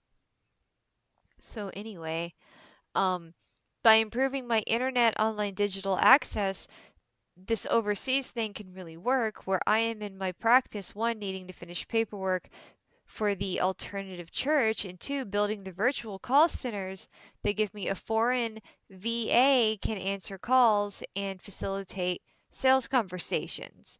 I finally built out a system where they can see an ad, introduce themselves, book and prepay, but getting that to work with phones worldwide and video sessions and contact and control logistics. So then she says, a major reason I don't want kids is because it has taken me so long to get happy in my body, and I hate my bat wings and wish every single day since I was 14 that I could get surgery. She has issues. Like, this is a legitimate thing, and I am not in any way making fun of her for having these issues or disparaging her for these issues. Body issues are a real thing. Attacking people is not okay. So if at any point she begins to attack her mom over the body thing, then this is like toxicity, okay? She goes on to say that she's fantasized about having a home birth in the Philippines and the baby have this crazy international passport with Panamanian father who's licensed to practice in Panama, US, and Mexico, and maybe while I'm there I could complete dental and plastic surgery in the baby's first year. So Ellen's not concerned about motherhood even. She's not even trying to hide it. But then she's talking about her body measurements again and getting clothes. And notice how Paula's not responding. Notice how there's crickets. Okay? And then she talks about a dress and then okay, this is like trigger warning here for termination and pregnancy discussion. Um, if on September 28th I had the ultrasound and it were determined that the fetus isn't sitting in a good place, which is my concern, then I have jungle medicine to perform a termination late term. But it would mean 12 to 14 hours of miscarriage. I honestly have concern because this is coming from the spot where I've always had sensitivity. I think it's the PCOS at the root of my issue due to CPTSD. Now, I don't know how PCOS has anything to do with CPTSD. We're going to have to look that up. She says, if I can uncrunk the lack of nurture, that's a jab at her mom for saying she didn't nurture her. If I can uncrunk the lack of nurture, I'm hoping to smooth out all this generational karma and epigenetic scarring. They say the ovaries are affected 7 generations forward and 7 generations back. I have some non reincarnation theories to discuss with you. One of them being grandma having to raise all those kids during the Depression, haunting my left ovary. This is a thought process she wrote down to her mother. I don't know how much of it she believes. It concerns me. So, voice messages. Hey, Mom, I am on my way to drum circle. I was just warming up. Pregnant. And I wanted to say to you that the reason why I am not compelled to tell Dad right now is because he is going in for a procedure, an operation, I think, on Friday to have stents put in. And it is important that he not die and try to occupy this baby's body. That's a real concern for me. I am desperately trying to make sure that my dad can live and be a grandpa, and I don't want to influence him right now with that. And so I might tell him afterwards, but I want to see my daddy get better. And as much as I would want you to call and talk to him or pray for him or whatnot, I just don't feel like now is the time to say it. This is Sunday morning. Very bizarre to me that Ellen believes that in her world, the way her pregnancies work is that if somebody dies, it could inhabit her baby, like her dad. I have questions about her mental stability if she legitimately believes in this stuff. And I am not saying that in a facetious manner. If I really don't know how to explain it. Like, I've looked into reincarnation as an interest, and I find a lot of things to be unexplainable. It doesn't mean that they're not real, but it doesn't necessarily mean that the explanation another person comes up with to satisfy the itch in their brain is the correct theory. So, until we can understand what consciousness, soul, and if reincarnation is even possible, I think it's a little overconfident for people to say that they know for a fact something's going on, especially when they've done so many drugs that they literally think they could see the layers of the universe. Um, I just, I have questions about her connection with reality at this point. I've never done anything mind altering like that. I've never done acid, shrooms, ecstasy, Molly, whatever, ketamine, DMT, ayahuasca. I've never done those things.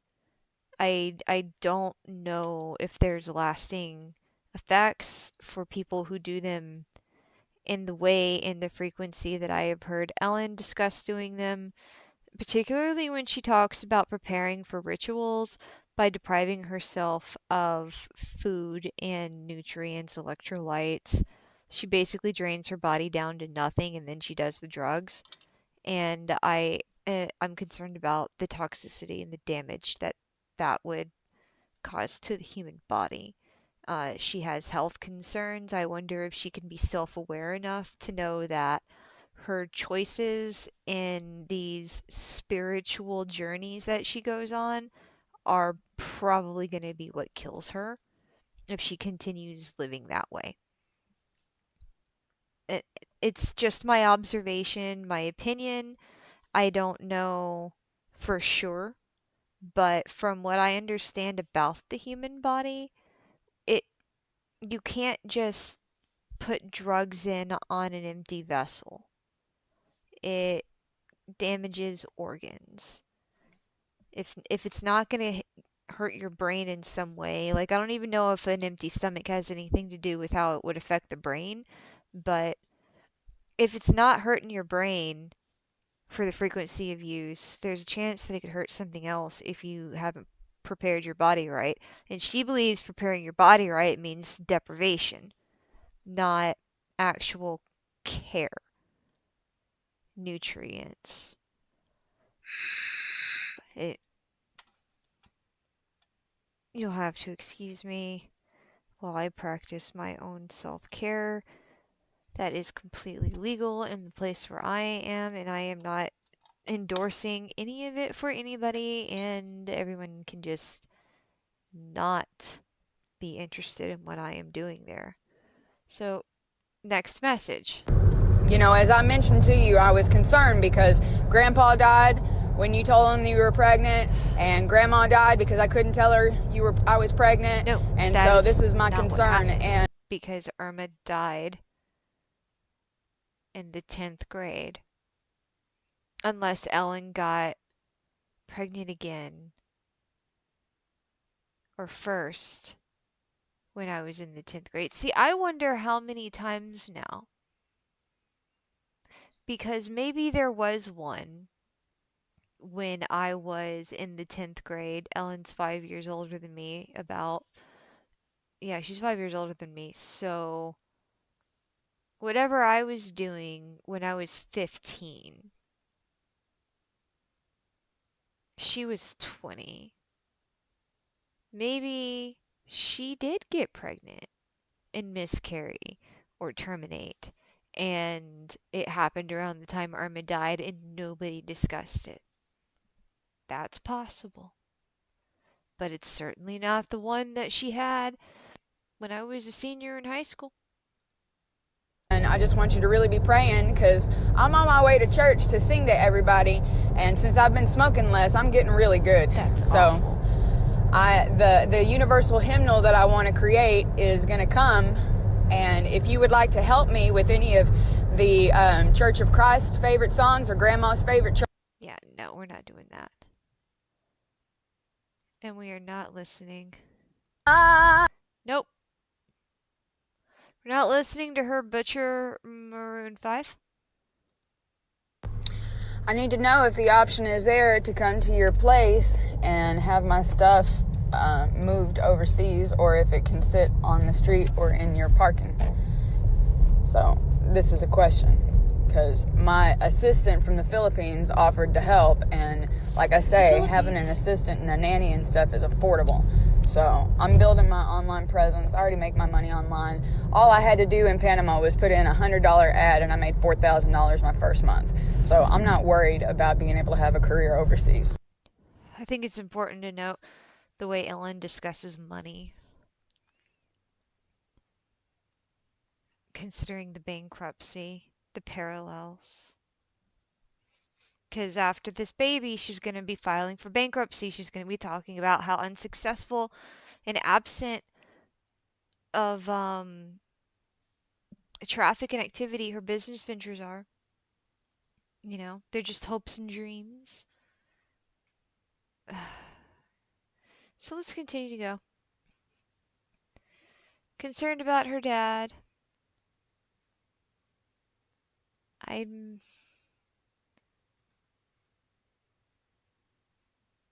She wants his soul to be prayed for. I don't even know what's going on in her head.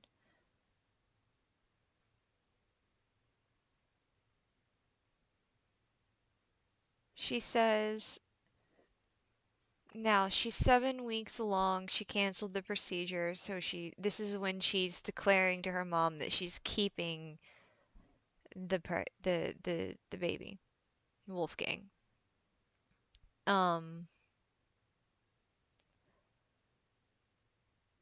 and I think it's important to notice the phrasing of what she says. I'm 7 weeks and canceled the procedure today. It was nice to hear people tell me how proud they are of me. Now every time I sing, folks are locked in. But you didn't even comment. It's weird to me, Mom. So now she's throwing shade. She says, I want to raise him in churches. I want him to hear the best songs. Would you send some titles or images from Grandma's favorites and your favorites? And then they start talking about music. And then she's talking about medical things with her dad. She suggested he get regenerative injections where they take placenta and inject it in and around joints and foreign objects like rods. I have no idea if this is like a normal thing or if it's an obscure thing that she's mentioning. The use of placenta sounds pretty obscure to me though. I'm I'm not sure about that. So Ellen's talking about a house for rent. Good morning. The house I like around the corner is ready for move in. I'm filling out the application. And then she says, if I mark you as an applicant, I have to have your details. Please be ready to do that this morning, whether this spot or not. If they want more guarantee, the deets have to be done this week. So she's getting on to her mom about helping her fill out an application as an applicant so that Ellen can live there. And then she says something sweet. You felt me. Like, she's feeling a connection. And then they're talking about the health and how she's doing. And then Ellen starts. Paula asks her, do you feel good? Tingling? Asking about what is the tingling feeling Ellen has. And Ellen says, I feel ashamed in trying to transmute the fact that my family won't congratulate me while strangers in community are offering help. So Ellen is upset at this point that I guess Paula hasn't said she's proud of her for not terminating the pregnancy or something. And Paula says, I'm still trying to process the whole thing. I'll get there. Then Ellen says, I have a tingling pain on my left side. It's in an area that's given me problems a long time. Could be vagus nerve tendon being short. They don't know. I will have a psychic surgeon from Korea do some work on it. A psychic surgeon to fix her tingling. Okay. So at this point, I don't even know what's going on with tingling. Is it real? Is it not real? Is the psychic surgeon whatever? So Then she says, "You have a second chance to be a good grandma, which should make us all better people. Or, I'll just continue getting through life trying to transmute my resentment at not feeling supported." Then she says, "I find it quite indigestible that my mother's smoking addiction is more important than her family. Though I shouldn't be surprised because you smoked us out every day on the way to school. Do I understand logically? Yes. Do I respect it? No. So here I am, forced to just deal with how my mom half-asses the emotional support side, and then what? I have to resolve to keep this kid tied to my chest in an attempt to keep them from feeling forever abandoned, since that's how I still feel and don't want to pass it on." Paula says, "You really need to stop the attacks on me." Ellen goes on to say, "It's important to note that you felt me and chimed in. I wish I could share my excitement." She says, "I really need to apologize." And then Paula says, "I don't need you to do a lot of apologizing. I just need you to stop attacking me every time you feel like it." And then Paula says, or Ellen says, "You need to." So this is where I started to get concerned.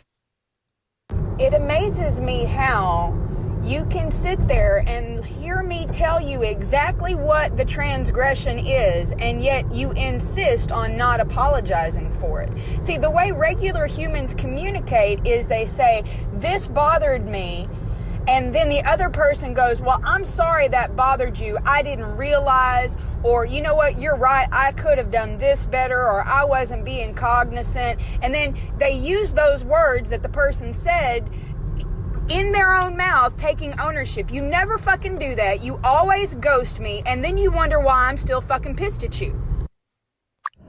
It is 37 years later, Paula, and I'm still trying to understand what happened for Bill to beat you up in the shower.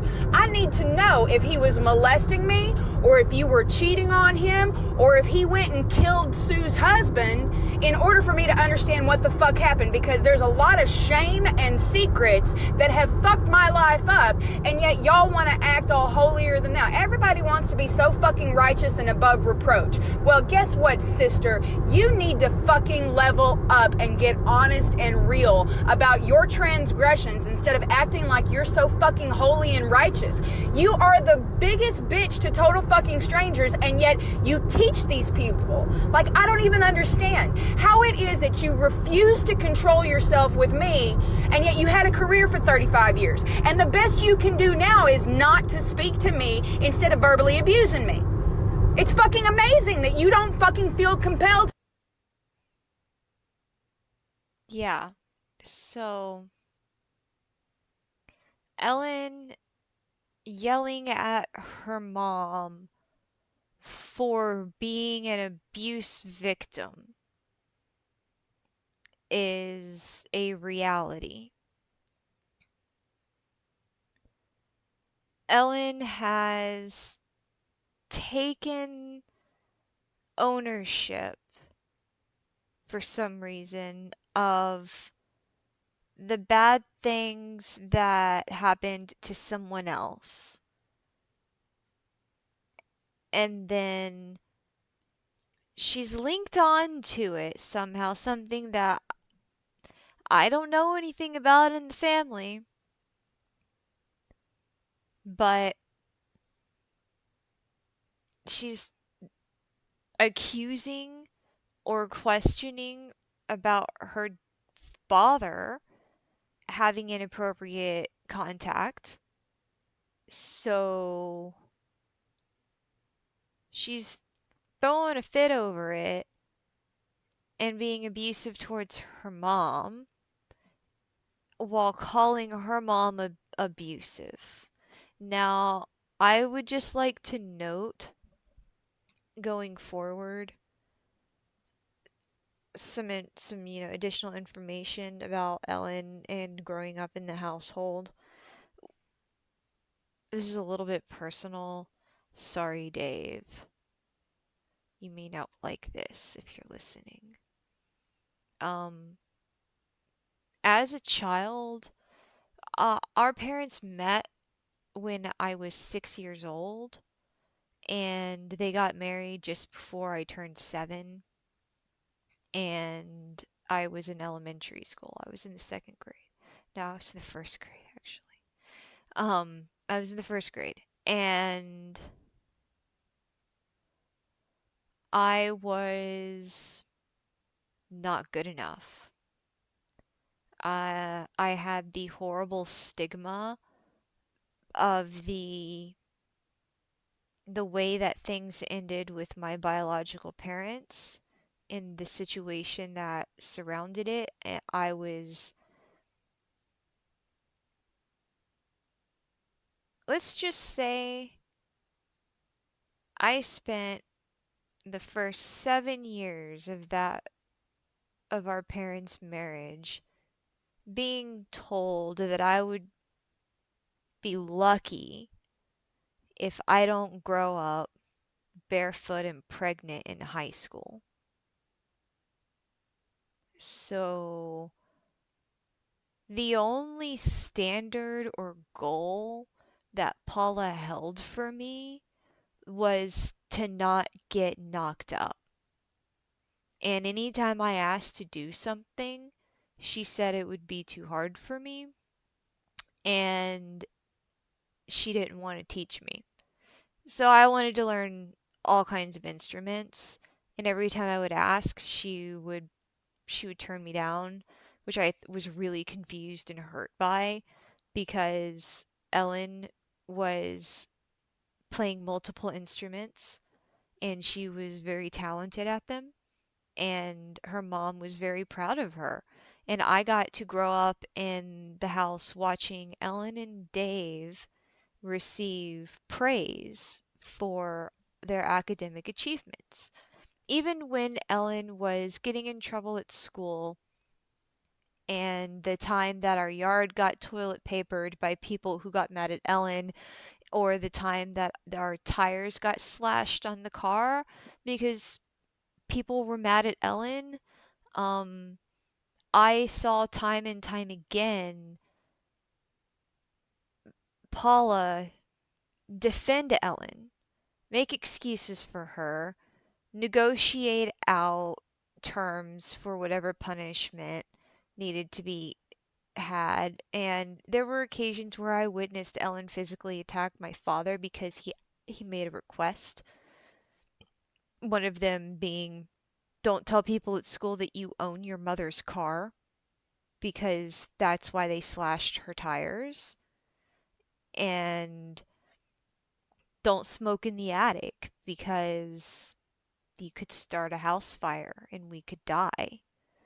Those were things that he, at a distance, he was up against the wall and she had all this space around her, and Paul is sitting down on the bed and I'm standing in the bedroom doorway, like observing the discussion, and they're all in a spaced out triangle, and he's like, don't smoke in the attic.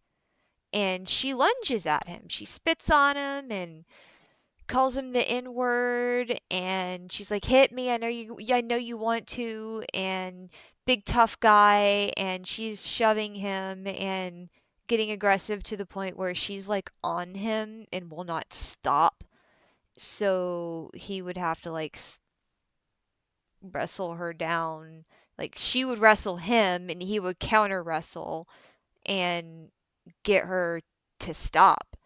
And she would just be there screaming and insulting him and cussing. And then her mom is sitting there like, Ellen, you need to calm down. Ellen, it's not that big of a deal. Come on, we're just trying to talk to you. And afterwards, it's, well, we don't need to be too hard on Ellen, She's a good kid. She's just having a hard time adjusting. She's got these issues, and we just need to keep her in the activities, keep her going to band, and Ellen didn't lose any of those things, and her mom would show up for her things. Like, Ellen would have stuff going on and they would support. Ellen had support. I didn't have things going on. I did not get to experience anybody coming to plays or games or anything that I was a part of, because I really wasn't part of anything. It's really awkward the way that I grew up in this house, where there is both a lot of love and support being offered, but then a lot of distance and control. So there are some things going on in the dynamic in the house that Ellen brings up that affect all of us, that play into Paula, her attitude, her PTSD, and we each we each got a different version of her in a way. Like, Paula was madly in love with Dad all the way to the end. I think she's so mad at him for the divorce. So it was like epic. And her daughter, she had this conflicting batch of feelings where, because Ellen had physically assaulted her in 2003, going forward from that, she she lost that trust, because when you hit somebody, when you really hit somebody, you establish with them that it, it's happened, and oh look, there's a limit that you can be pushed past where it could potentially happen again. And there are circumstances that can have this happen, not asked for. So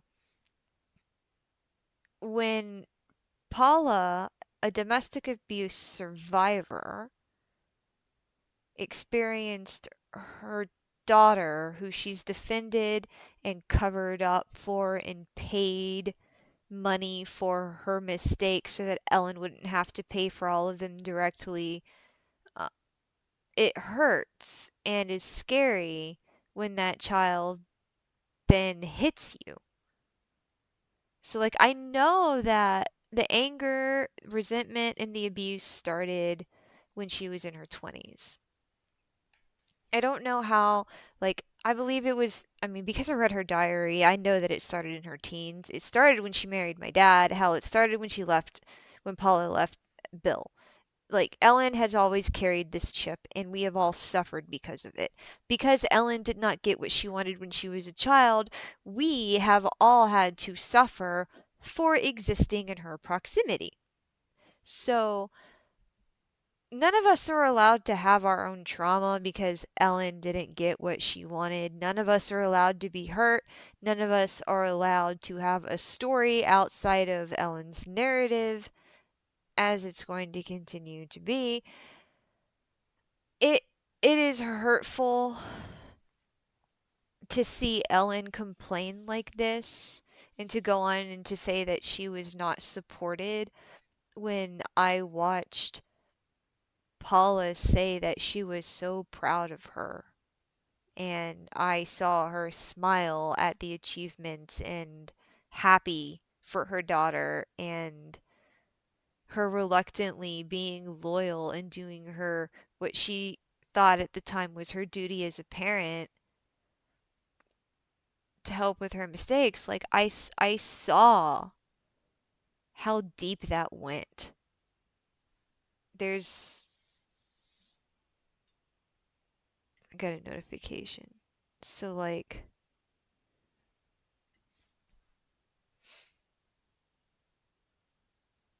going forward, this is just like what I witnessed is not what Ellen is going to be claiming and saying. Like, I'm confused.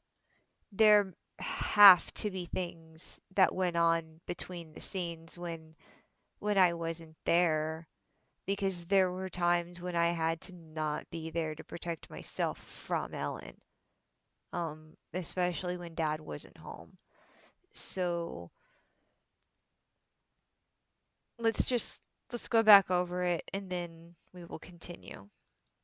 It is 37 years later, Paula, and I'm still trying to understand what happened for Bill to beat you up in the shower. I need to know if he was molesting me, or if you were cheating on him, or if he went and killed Sue's husband, in order for me to understand what the fuck happened, because there's a lot of shame and secrets that have fucked my life up, and yet y'all want to act all holier than thou. Everybody wants to be so fucking righteous and above reproach. Well, guess what, sister? You need to fucking level up and get honest and real about your transgressions instead of acting like you're so fucking holy and righteous. You are the biggest bitch to total fucking strangers, and yet you teach these people. Like, I don't even understand how it is that you refuse to control yourself with me, and yet you had a career for 35 years. And the best you can do now is not to speak to me instead of verbally abusing me. It's fucking amazing that you don't fucking feel compelled.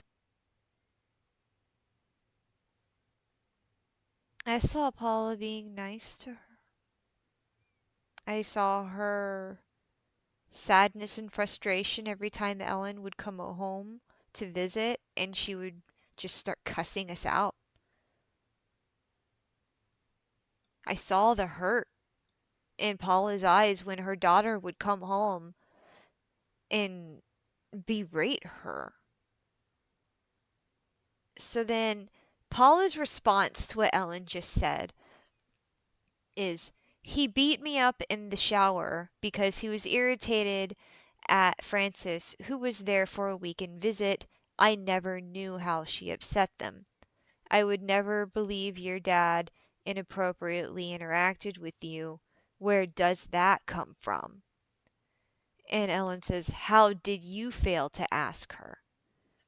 And Paula says, because I was hurt and crying.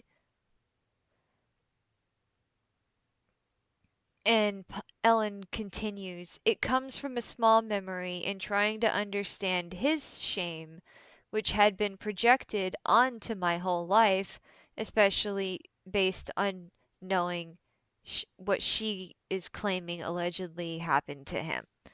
And I'm not going to say that it did or didn't. I have no idea. I am not trying to say that it did. It is something that she's using to fuel her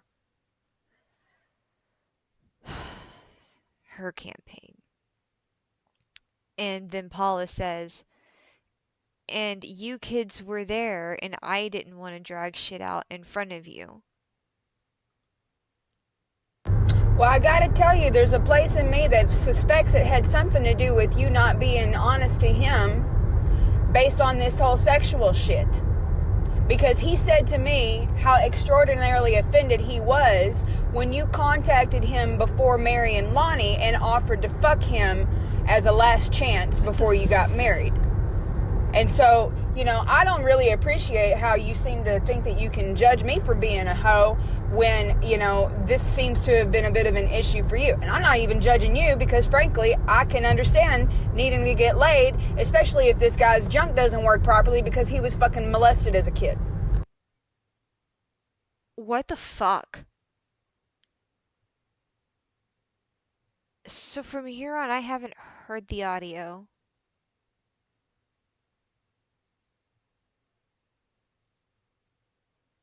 I don't think I want to replay that right now. Paula says, I can't even remember anything like that. I have to go. I have 2 friends on the way over, and I have to put on clothes. Ellen then continues to send her messages.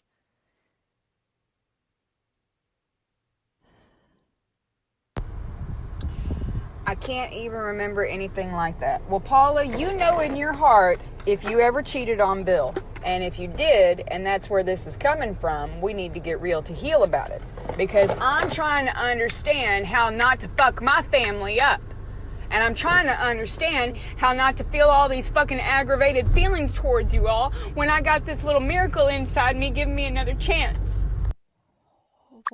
And like I say, I'd really appreciate being able to feel some fucking support from my family instead of everybody else in the community has more compassion than my own.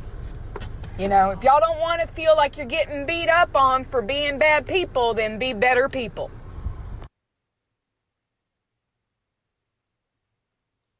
So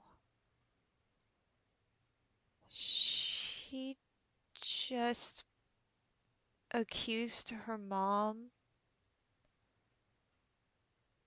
of some transgression, and then in the same accusations suggested that she made Bill do that through some action or choice. Like,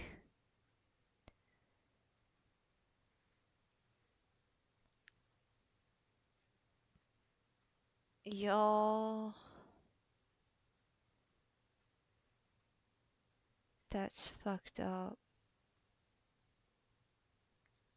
You know, like if you've been here for the first streams, you got to see all the faith healing stuff that Ellen says. The sensitivities and family counseling and healing and trauma and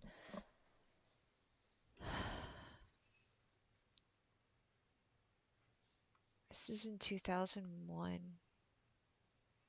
And it's how she's speaking to her mom about being abused.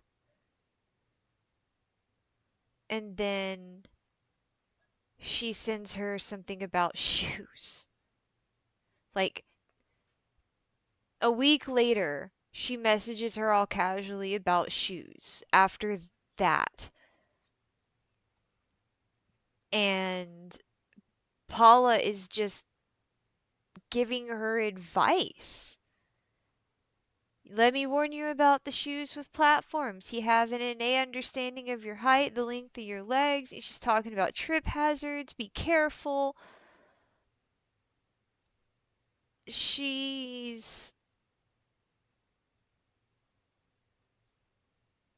continuing to speak to her kindly and not saying, why the fuck are you texting me after everything you said to me? Like, I mean, they probably contacted each other in other ways between that because there's the text messages, phone calls, and the other Facebook page.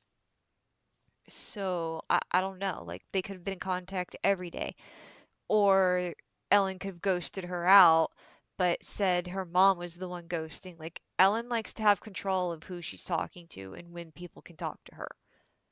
So it's like not in a healthy boundary way, it's in a manipulative, I'm gonna control everything, conniving way.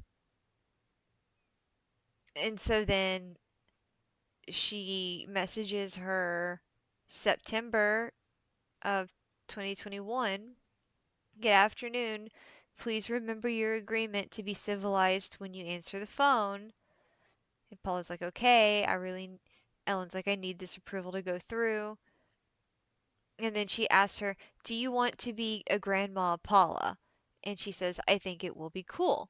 And then Ellen says, well, I don't think it would be cool for you to entertain my children to answer the phone the way you think it's acceptable. So unless you are willing to make adjustments, it can't happen. Kike wishes you were at the wedding. I don't need every compliment you give being about yourself. I gave you acid. You need to take some of it and get right with your heart so I can feel like you will be safe and positive influence.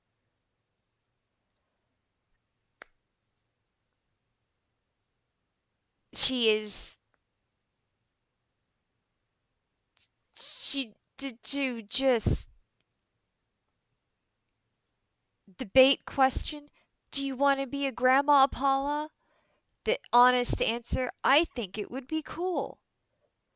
And then the nasty manipulative response that comes after, with then capping it off with drop acid. I won't trust you until you do acid.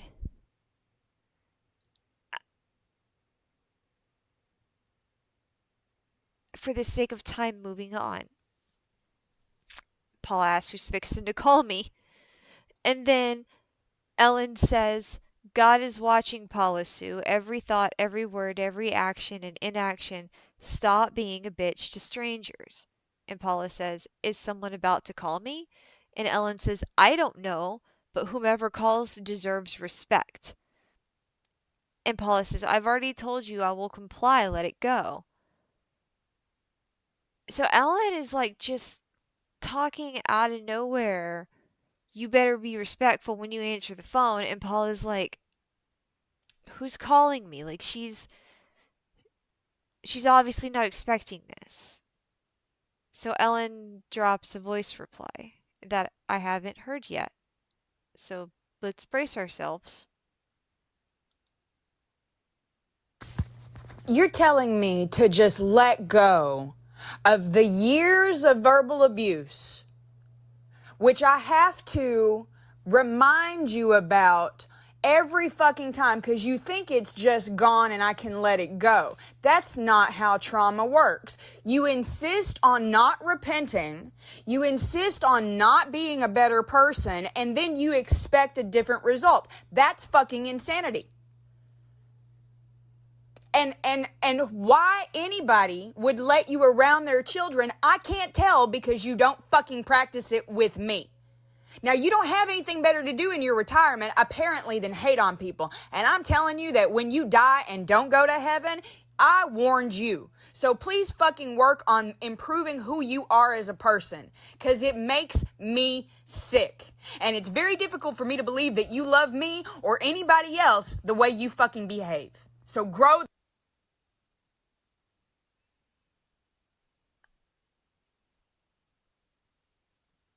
That made me uncomfortable. And then Paula says, no, I'm talking about how I answer my phone. I will comply.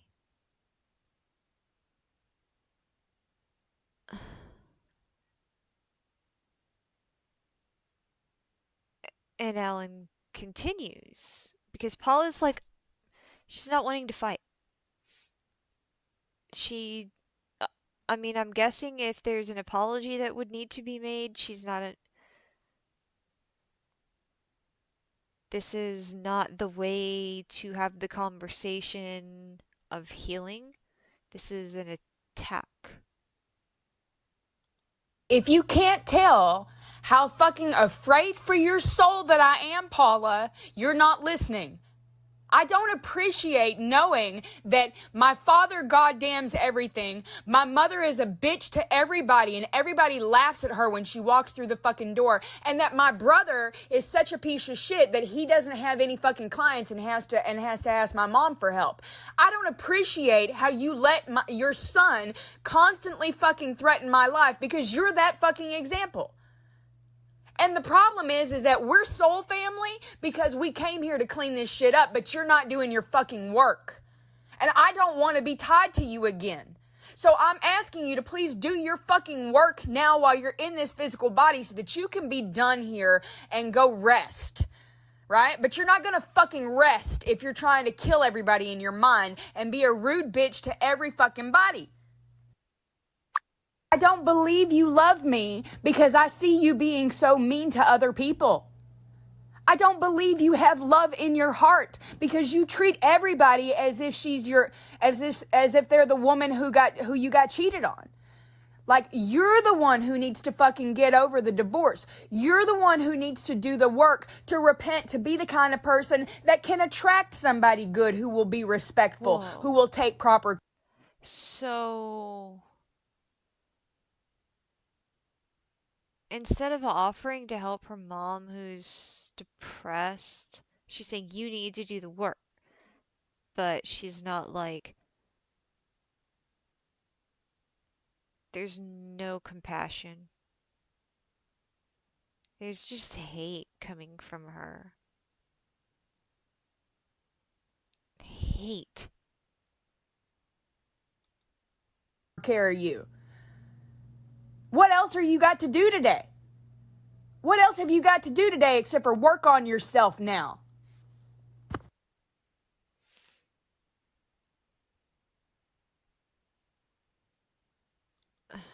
I'm asking you to try to become the woman who taught me that Jesus loves the little children, all the little children in the world, red and yellow, black and white. We are all precious in his sight.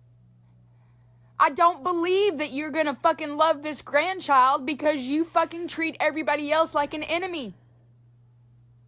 It's disgusting. And the fact that you don't realize how much the enemy has taken you over is sad. I don't understand. It's sad. You're the one who has a problem recognizing and admitting when you're wrong and then fucking changing it. And then you expect anybody else to act differently with you? Come on. Where is your dignity and your personal self-respect? It's all based on you fucking ghosting all this other shit that you haven't really fucking dealt with. And if you would stop drinking and take some medicine, maybe you would die a happy woman. Or maybe you could be happy again before you die. But I'm not going to let... Why does she keep referencing her death and dying? Before you go, when you go, heaven and hell, and just... September 2021, 2 years ago. And she's just going at her. It's lunchtime. And this is how Ellen's spending. Every compliment feels like you steal it. Anytime you have something to say about me, it's always got to refer back to you. My hair is yours. All of that shit. That's narcissism, Paula. It's fucked up. It's not compassionate. And it's called enmeshment trauma. I would like to be able to untether all of the fucking damage that has been done by virtue of you doing some fucking homework and some soul searching. What the fuck? You don't ever fucking talk about it like you're inhuman, and I'm tired of being related to a fucking alien. So, familial traits is a negative thing, and you can't point that out because it's narcissism. Like, that's my take on that particular attack.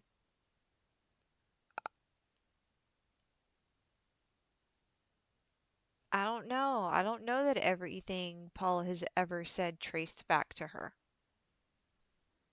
But as a mom, maybe a lot of what she did, she said that she was involved with when she was presenting the information. She was involved. Ellen sure does have a lot of spotlight syndrome going on. Everything has to synchronize with her. Right down to what soul is going to end up in her baby's body. Like, I couldn't have lived with 9 months of hearing her talk about that. And then Paula, after all of that ranting, 12:03, 11:57. Yeah, so like for 5 minutes, 5-10 minutes, she's ranting at her. And then Paula says, I understand what you're saying. The only people I hate on are Democrats. Sometimes I have to rein myself in, and I do. So then Paula gets a response from Ellen again. This time, like an hour and 45 minutes have passed. Yeah, but the thing is, Mom, that you were all about George Bush Sr. and Jr. And they really did fucking make 9/11 happen. So while you're busy This hating on fucking Democrats, politics shit. you're being a pawn for the deep state. And all they So do that's where this is is coming tug on from. your heartstrings and manipulate Ellen's having a your political fight with her traumas mom and using really, that it's to say fucking she disgusting. can't love her. You're not Oh God. a liberated, patriotic person if you can't see the injustices that are happening on both sides. And you're not getting real to heel about what your Republican representatives have done to contribute to the New World Order. You need to go back and do your history lesson. In fact, go visit my Karina Carinosa website and look at all of the evidence from 9/11, because you're still acting like that shit's not. I cannot believe we're staying away from that, by the way. We don't have time to get into her 9/11 conspiracy theory. As hilarious as it probably is, no. And then she's sending her a book. You need to read this book. And then, what's it say? David and I both told you a very long time ago the importance of reading this book so that you can very clearly understand how exactly the government creates the deep state and what they did. You still don't understand that this is all about the fact that they don't want to trade oil in US dollars because it's not based on anything. God. And you still don't act like you understand the geopolitical significance Look, I of have the no Ukraine. idea how much of The anything reason why is we true don't or like not Russia true, but the and fact China that has Ellen is nothing to do berating with their her human mom rights over it policies. It and has everything to leveraging do with the love, fact that they are kindness, and rich enough compassion to exchange to a stroke oil and survivor? settle outside of the U.S. stroke survivor jurisdiction that and she outside of the begged U.S. to currency. move in And they with. have pipelines going through the Ukraine that we Temporarily. can't control. That's the whole reason why all of this shit is going on. And it's like you don't want to know because you'd have to admit you're wrong. And I'm telling you. All she has is anger now. That's what I'm sensing. And then she tells her to go search for something, and Paula sends a thumbs up. And then Paula is like, it arrived Sunday, your digestive enzymes are probably sitting on the porch. And Paula says, okay, I'll check. Thank you. It was in the mailbox. It was very thoughtful of you. I will give it a try. So Paula is putting in effort, kindness, and like. I sure hope you do, because I know it'll benefit you. Like I said, in 1 week of Dad using it, he's able to fart.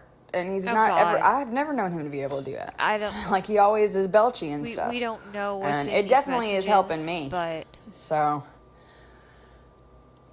oh God, I would care more if I thought you would take good advice and listen.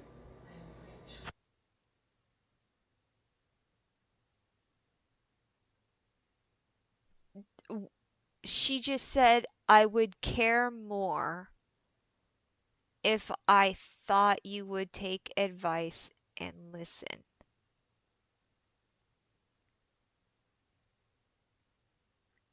Wow. I have my own frustrations when it comes to people, and sometimes someone having a lot of frustrating situations come up. But like, for real,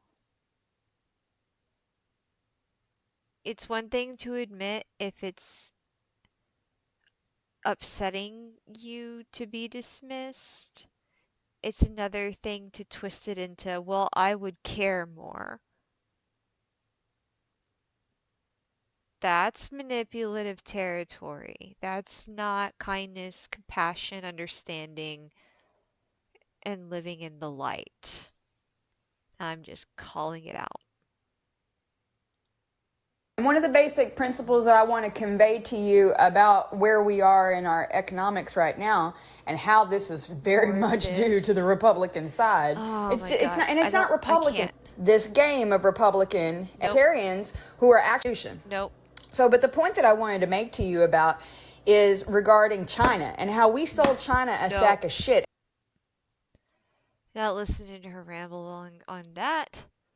And Paula says, it goes both ways. I want you to take good care of your bun in the oven, but you know to do that. Then Ellen. Because before, okay, so first of all, it was George Bush Sr. It was George Bush affected deregulation between the creation of this 2008 economic was why all of the oil What happened is that we were feverishly sold China a shit ton, huge, stinking, smoldering sack of shit of treasury bonds that aren't worth shit. Then they realized what was happening. They realized what was going to was an artificial devaluation, women from getting raped. Man, that was, we give them our blueprint on how to tax everybody and fuck everybody over and track everybody. What the fuck? Nope. Not So listening. Trump running around is because he understood. Nope. But I can tell you that it greatly offends me when my father and my mom act like immigrants don't deserve benefits. Hell, I'm a really high-producing white woman, and I need fucking benefits right now. I've got a screenshot off of her Facebook why page hate on where she everybody for complains needing the about help that was created by the refugees NWO? coming over. In fact, Little Miss Anti-Vax, I'm not vaccinating my kid over here, posted, so are they gonna, all these refugees coming across the border, all these immigrants, are they vaccinated? She legitimately said that. I've got the screenshot. We should pull that up.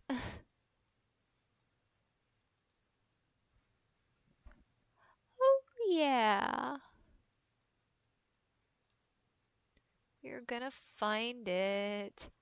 Now we've got so many damn pictures, but we...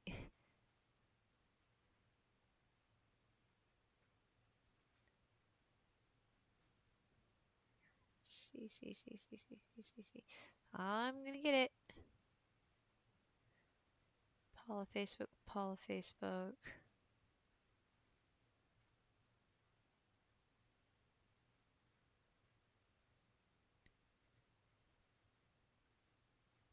I thought I had tagged it like Ellen Vax or something.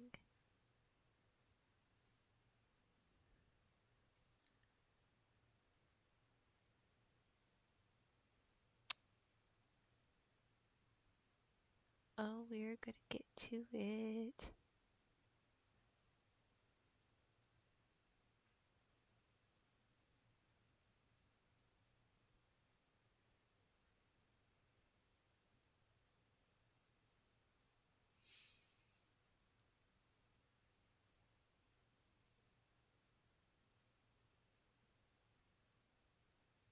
We also have some new text messages from Dave.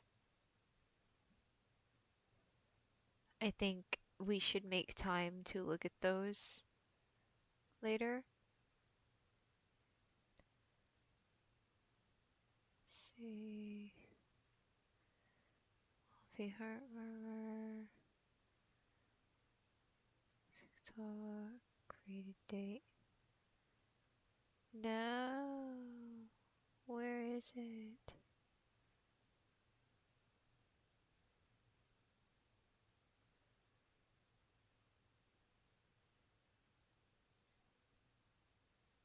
Damn it.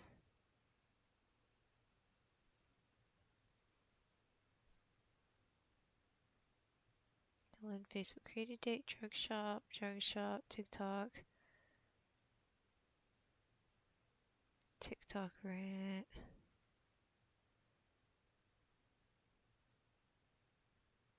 Well, it shouldn't be that one, but I'm gonna open it just to see. Nope. Damn it. I don't want this detour to derail us because we're gonna lose the audio spot. So let's keep... Paula says, I take your point. Ellen continues. And please understand, I'm doing my absolute best to take care of this baby, which means being able to have respectable family to present to it. I can't let you or David or my dad be goddamming people and touching my child with the same thing. I am speaking on behalf of this baby when I say the first message that he gave me was, be nice. Be nice. Ellen can't even be nice because right now. The way we behave over the next 6 months matters. Every single day. There's more purpose now. Get on board. Get ready. I gotta go down there to Mexico and get my teeth fixed at some point. Like, I need this week to end up with me having a place to move in. Be nice so that your fucking prayers work. Just, it enrages me the way that she speaks to her. And then the way that she has her healing spa set up. It's not a healing person. And now she's like, you want to go look for a cool bassinet? She's gonna make this food with pecans and collagen peptides. And Paula's like, I was just thinking today about keeping my eyes out for baby gear. Thinking about her daughter who's berating her. And it keeps on. They're talking about kid stuff. And then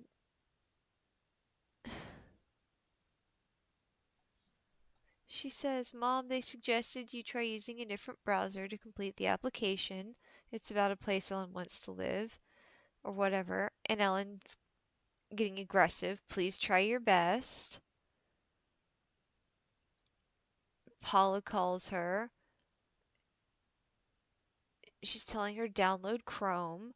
Stop acting like you have to be suspicious of everyone trying to steal from you. Just add another browser. Yours probably needs updating.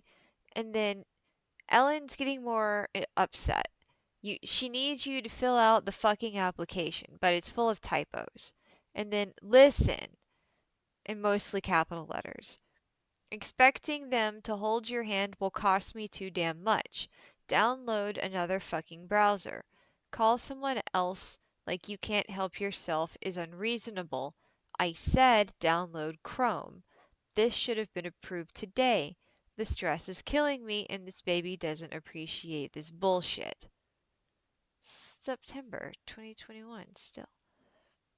And then Paula, after all of that, okay, I downloaded Chrome. Now send me that link again. And Ellen said, damn, Mom, scroll up. And Paula says, I did 4 times. And Ellen says, it's on the other account. If this doesn't work out, I'll be resigned to Airbnb, but that sucks because they want full first and last month plus deposit. Talking about 5,000 plus. Holy crap. Thank God Chris is helping me get through this. And then she sends a link, and Paula's still engaging. Well, it wants to know my employers, so I'll put retired. Now I have linked my damn bank account, and all my income is direct deposit, so it wants me to upload shit to verify income. And then she's talking about everything she's doing to help Ellen. While Ellen is berating her, Paula is helping her. She's going along with the stuff Ellen says to do, and she's not saying anything snappy back to her. She's just doing it. Then she says, well, then I linked my bank account. They can see that I have never downloaded a bank statement in my life. Almost done here. I'm done. If this doesn't work, I'm sorry. And then Ellen's like, did you pay and got a receipt? And Paul's like, yes. And Ellen's like, says, thank God, please call the office to say it's done and please review. So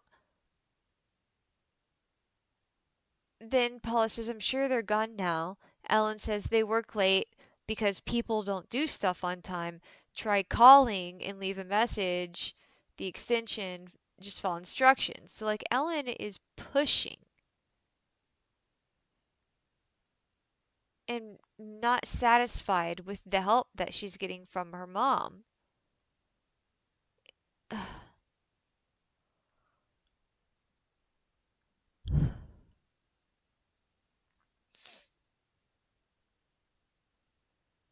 Ellen's talking about stress,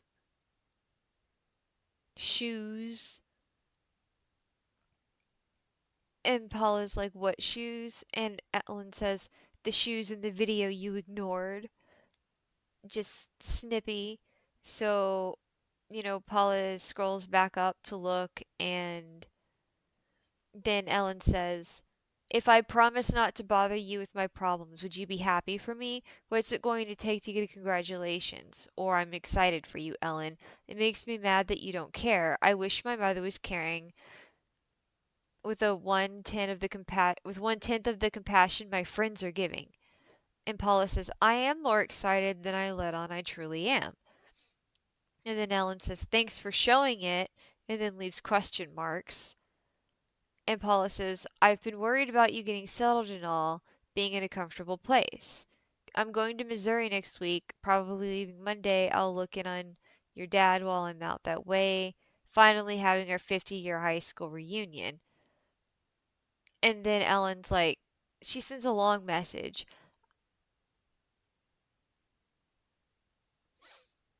I don't know who Clint is, because she's been talking about this Chris guy forever, I think.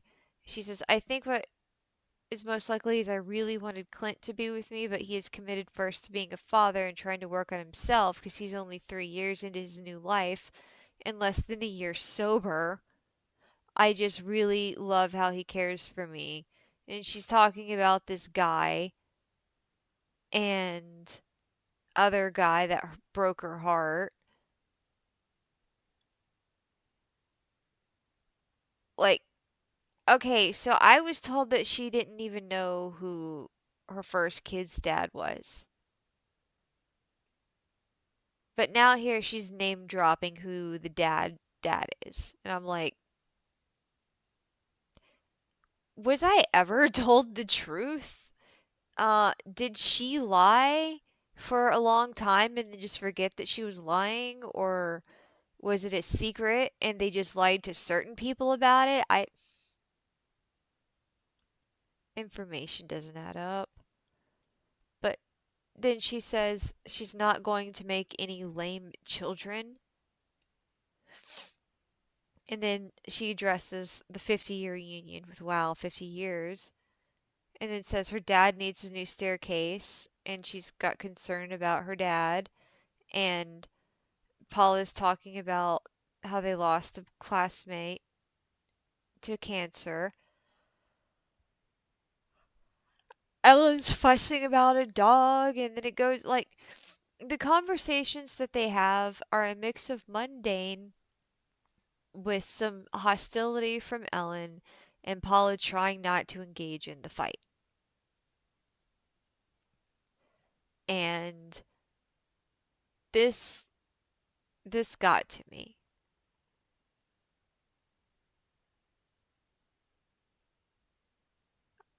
She says, I take medicine to fix and prevent all cancers, especially brain stuff. I want to get past this housing hurdle so I can focus on getting it to market.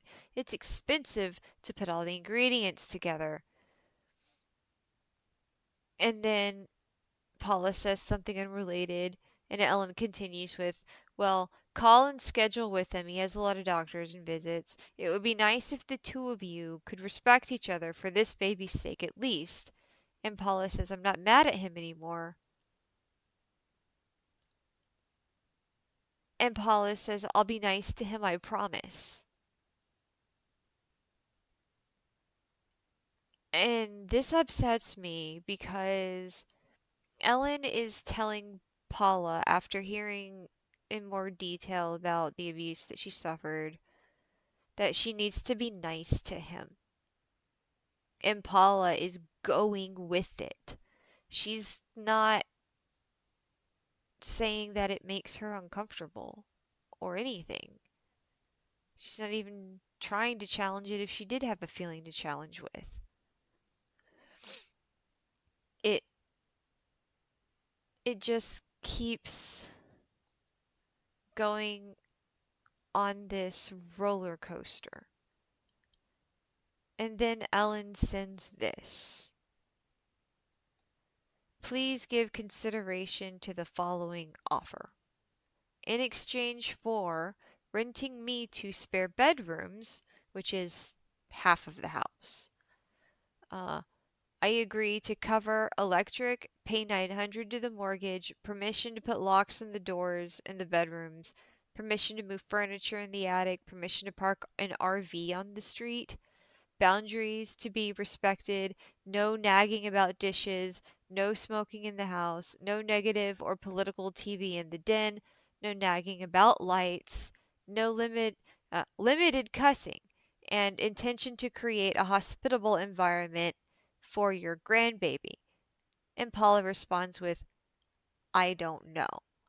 So this is Ellen attempting to draw up a lease in terms for staying there. Starting to talk about money like that starts to imply that Ellen realizes at this point it's going to be less short term, more long term, but she's going to continue to speak about things as though they're going to be in the short term. But Paula says, I don't know. And Ellen goes with, well, I'm sorry you feel so conflicted about helping me in my greatest time of need. I just offered to pay 75% of your bills on a house you couldn't sell and of which half of it you don't need. I'm pretty impressed that it's that important for you to be a smoky, stinky, politically hateful person instead of a helpful mother and grandmother, and you don't want to be abused. My father, who has nothing, even offered for me to live in the back room. This is all enraging, what she says. She's launching another attack at her mom. She's being passive aggressive. And then Paula she responds with, there's a lot to consider. I do love you and the little one. My parents controlled the first 20 years of my life. I'm not sure I'm ready to relinquish control of my life to a child. So this is Paula expressing how she actually feels. I am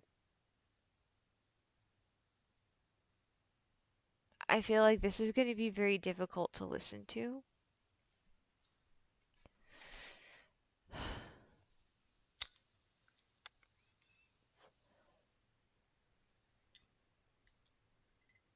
But let's listen.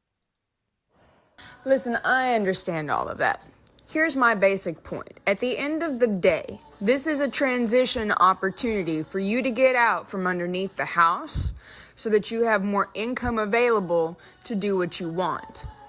Now, the thing is that I'm going to go try to get this apartment, and there's a high probability that it's not going to work out. And then it's going to lock up a bunch more money. There's already money locked up in an application that didn't go through. The only out that I have seen that seems like it would work is that there is an RV place that has second chance loans. If I could use your credit, then I could get an in-house financing at a decent rate that makes sense. She wants to use her mom's credit to get an RV now. She's been berating her. And now a bunch more money. There's already money locked up in an application that didn't go through. The only out that I have seen that seems like it would work is that there is an RV place that has second chance loans. If I could use your credit, then I could get an in-house financing at a decent rate that makes sense. Then we have an RV available. There's a small one and there's a big one. Okay? I'm thinking the small one might be pretty cool. And that way it's easier to go roll around. That would be available then to the house to assist with transition. Ellen, but the fact is, you don't want to sell drugs and a baby on the road. The fact is, you don't want to sell your house. You don't want to have to sell all your stuff, and you certainly can't do it by yourself. Well, it's Paula's damn house. Kike and I want to have a family and want to do what's right. And taking care of that house is part of it. So this is an opportunity to create a win-win-win situation for everybody so that you have the ability over the course of the next 2 years to cycle yourself out of that place if desired. Also, the size of your house should be pretty big that you can go ahead and keep doing what you've been doing, which is hanging out in that one room anyway. You're not going to find a nicer solution than what you already have at the price point that you're wanting unless you move overseas. And the money that I'm offering to relieve from your debt situation would help that. This is an opportunity for the money that I make to go into something that actually matters for my family. Okay. You know, when Kike's family decided to take in his ex-girlfriend who was then pregnant, that We're going baby into this made guy's his family dad now. stop drinking. Made him a better person. Made everybody in the house a better person, because that's what babies are supposed to be. They're supposed to be little miracles. Oh, God. So she's already using... I'm trying to give you an opportunity to relieve the cold, dead, crusty heart in lieu of something more exciting. In lieu of options. She's already instead of being there all by yourself, cold, dead, and crusty. Think about it, because there is nothing more offensive than having my ex, whom I haven't even had sex with in 3 years, be willing to put down thousands upon thousands of dollars to help me, but my mama won't lift a finger. It's really, really, really insulting. What the hell? It's really insulting, Paula. You have to understand that I'm not 16. I'm about to be 41. I don't drink anymore. I promised you that I wasn't going to do Xanax anymore. So Xanax and drinking isn't happening anymore. So I'm not the same person, right? I have responsibilities. And I'm doing a pretty damn good job. I make 3 times more than you made in your entire career. What? And if I have to happening anymore, so I'm not the same person, right? I have responsibilities. And I'm doing a pretty damn good job. I make 3 times more than you made in your entire career. And if I have to transition into something that only makes half as much as what I'm making now, it's still more than you did. And I'm trying to offer that wealth to you because you don't seem to know how rich you are already. So how is she claiming bankruptcy if she's so damn rich? I have to focus on more important shit like trying to save my own ass over here. Excuse me. I'm sorry this is so fucking hard for you. So then Paula says, "You left me bleeding in the floor. I don't want to talk about it, but that is the hard reality." So like I said, the Xanax and the drinking, when Ellen attacked her, the pictures, we've got pictures. Ellen responds to that with, "You didn't love me enough to even tell me you got my birthday present that I begged for. You didn't wake up." Still October 1st. 10:15, 10:05, 10:05, 10:05. Paula says, "You left me bleeding in the floor. I don't want to talk about it, but that is the hard reality." And then Ellen responded with, "You didn't love me enough to even tell me you got my birthday present that I begged for. You didn't wake up." And then Paula says, "Good day, daughter," which I think is her way of saying goodbye. And Ellen continues, "And then you immediately jumped to accusing me of trying to steal money out of your panty drawer." And Paula says, "I didn't accuse you. You jumped to that conclusion." And Ellen said, "I needed underwear, and you trauma responded like I'm a thief," which is so valid. Personal experience, my opinion is valid for Paula to think that. And even if she did, but maybe she didn't, and Paula is being falsely accused. Ellen continues to say, "You didn't love me enough to even mention the present, Paula. I guess you still don't get it." Like, Ellen is hooked up on this birthday present, which it's October 1st when she's sending these messages. Ellen's birthday isn't until October 19th. So I don't know if she's talking about something in the past, like if the Xanax incident happened around her birthday, and that's what they're talking about, or if this is a current to them birthday issue. And then Ellen sends a passive aggressive meme. "Your light is going to irritate a lot of unhealed people," like as though Ellen has light while she's behaving this way. And this, here we go. You haven't had my back since DJ ransacked my room. You did it to his shit, and then he threatened divorce. I'm so sorry that emotionally immature bastard insisted to compare me to Mary as if I was the one who cheated on him and be a tyrant in your absence. Falsely accusing people and not trusting their fundamental goodness has been infested in you for a long time. No wonder I'm defensive. You remember my shit getting torn up because his daughter was doing shit, but she was too much of an angel to be punished, and that didn't happen. Okay? I'm just going to tell you straight up, anything that Ellen had gone through was Ellen's business. So I don't even know what I was doing that I needed to be punished for, that I didn't get punished for, because I'm telling you, I got punished for fucking breathing wrong in that house. If I said no to potatoes, if I said no, I don't want to drink that milk, my stomach feels funny, I got it, all right? I was in trouble with a capital T. I did not get to slip through the fucking cracks in that house. I got medicated.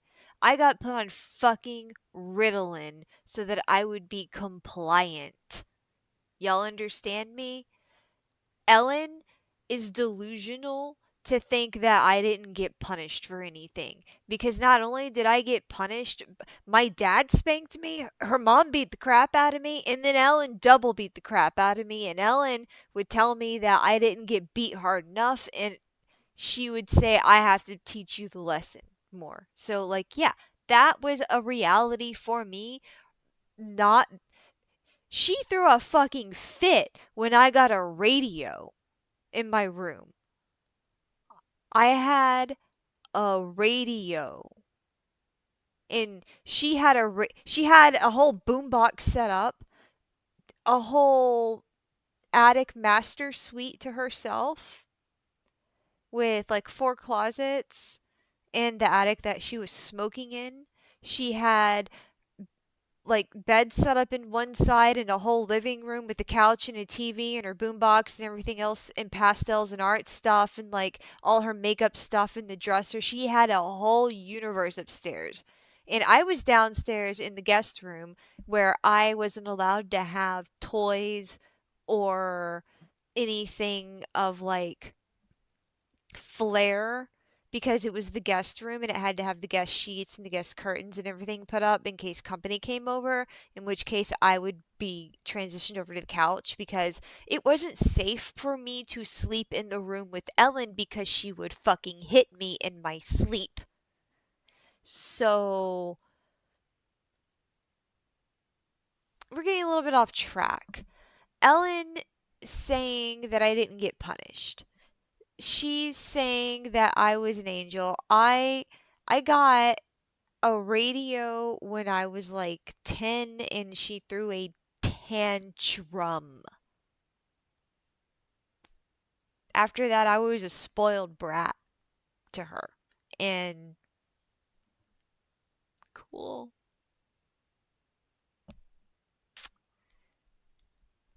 Pretty sure she sold that radio for drugs.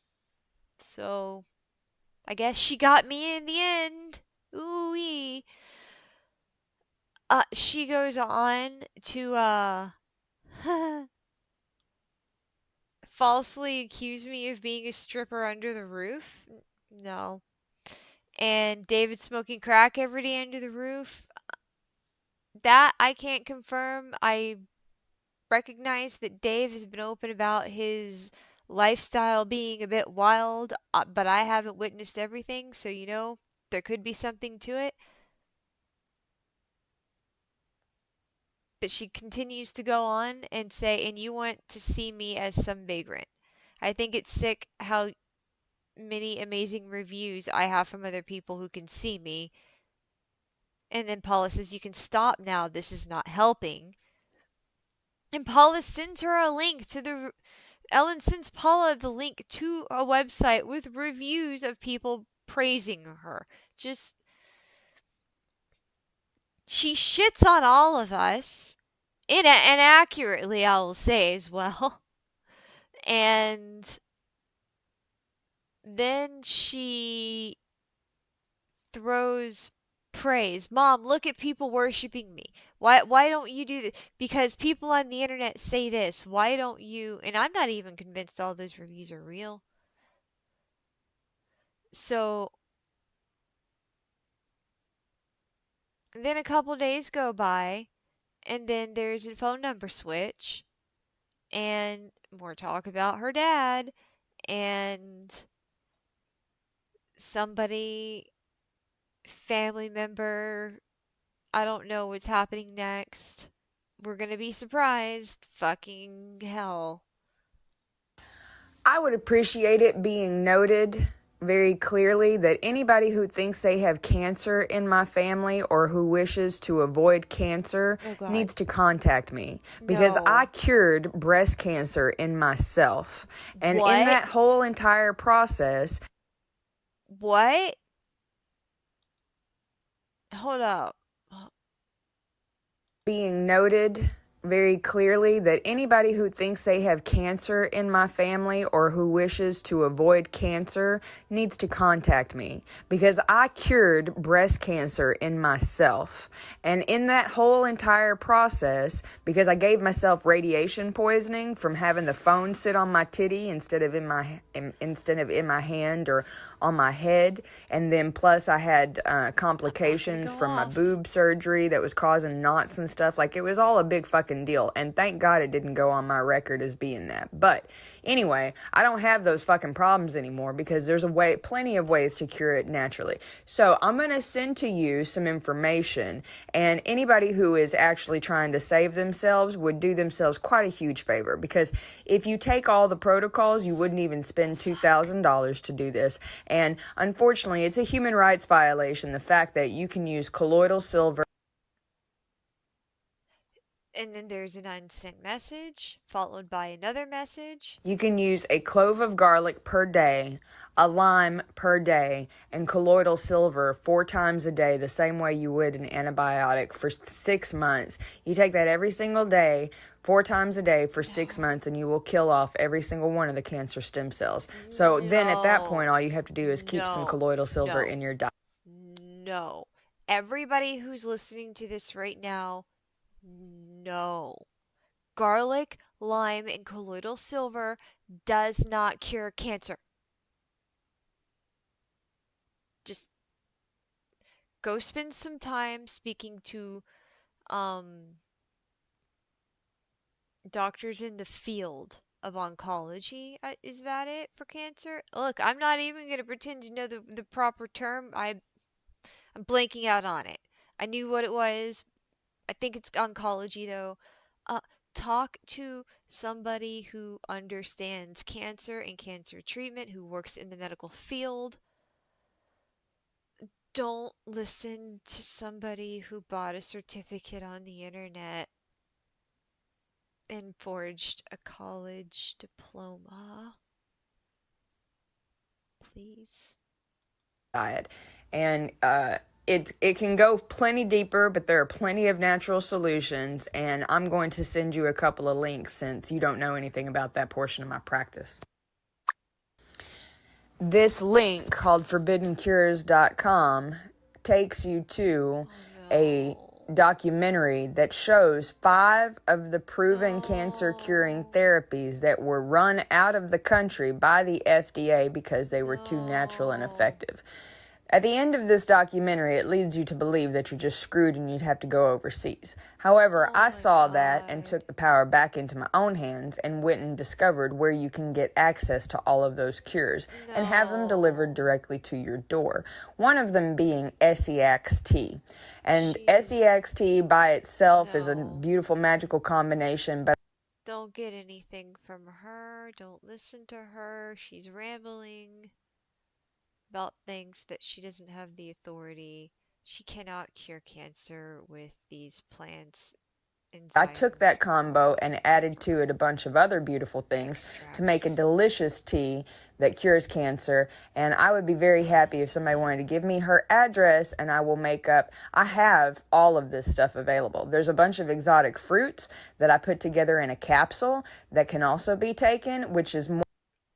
And those exotic fruits are more effective I'm at sorry, killing cancer but naturally and gracefully than eating chemo or radiation. And if you have been foods taking chemo and don't radiation, cure your then it's a cancer. really, really fantastic way of not having to die from it, right? And then also, too, one of the most effective ways to deal with the chemo and the radiation and the neuropathy and, frying the ends of your capillaries and Look stuff at is this. doing the ionic Paula just says, detox machine that okay, I've been thank having you. Dad do, that I used in order to lose all of that weight. So, and that machine now can be bought for under $120. She says the website, an unsent message, a PDF. We've opened those things before. Paula sends a thumbs up. Ellen keeps going. It's still October the 3rd. It's still that morning. The most complicated thing about this is simply using the ionic detox machine. No. Do is sit there for half an hour to an hour. It'll pull out the residues. No. Poisoning that happens No, it from this won't. cancer shit is the antibiotics and kombucha. Kombucha cures all of the mystery diseases. The kombucha No, it doesn't. cures all of the autoimmune disorders, The because all of kombucha that comes doesn't down to not. cure. Kombucha doesn't cure autoimmune disorders. I have an autoimmune disorder. I have two actually, and then I have one disorder that hasn't been properly classified yet. Fibromyalgia. We don't know what it is. It could be a neurological disorder. It could be an autoimmune disorder. It could be a rheumatoid disorder. They can't decide. We don't know what even causes it. But no, I can tell you these no cure for this stuff, and it's not about my attitude. Having a healthy gut microbiome. And frankly, the vast majority of Dad's problems really come down to the fact that when he was a little tiny baby, they gave him antibiotics and it messed up his gut microbiome. So, yeah, if she will have a bottle of kombucha a No. day and work on a pint of Greek yogurt. One No. woman, Like we're not going to listen to the rest of that cuz no. again, like I said, it's a human rights violation, because this is as simple as using a clove of garlic per day, which is the strongest natural antibiotic. It is And it also burns away. no. So Paula says, then I'm about to start packing my car for the trip. Thank you for all the info. She's positively engaging. She's not being negative. The other thing that's really fantastic is being able to use. So Ellen It keeps contains going. arsenic. But yeah, you ran out of town. And but yeah, you can buy it on Amazon. Able to use bitter apricot seeds. Again, this can all be purchased through the digital directory. It just takes you to a There bunch it of is. Amazon links. Bitter This is apricot dangerous. seeds contain vitamin B17, which the FDA has pretty It's much run out lethal. of town. And but yeah, you can buy it on Amazon. You take between 3 to 10 of these. The more bitter they are, the more effective they are, the fewer you want to take, because basically it contains arsenic. It's a fatal. But yeah, you take 3 to 10 of those a day, and that is No, what 10 you of can those use is instead of having to fatal. do radiation and chemo. But again, at the end of the Like, day, we a have to couple of them remove any is kind of sexual is violation that may be suspect sitting for in an that adult. ovary. I want to know. Apricot seeds they're toxic, and more than a few of them in an adult can cause sickness. Some of it is irreversible and can lead to death.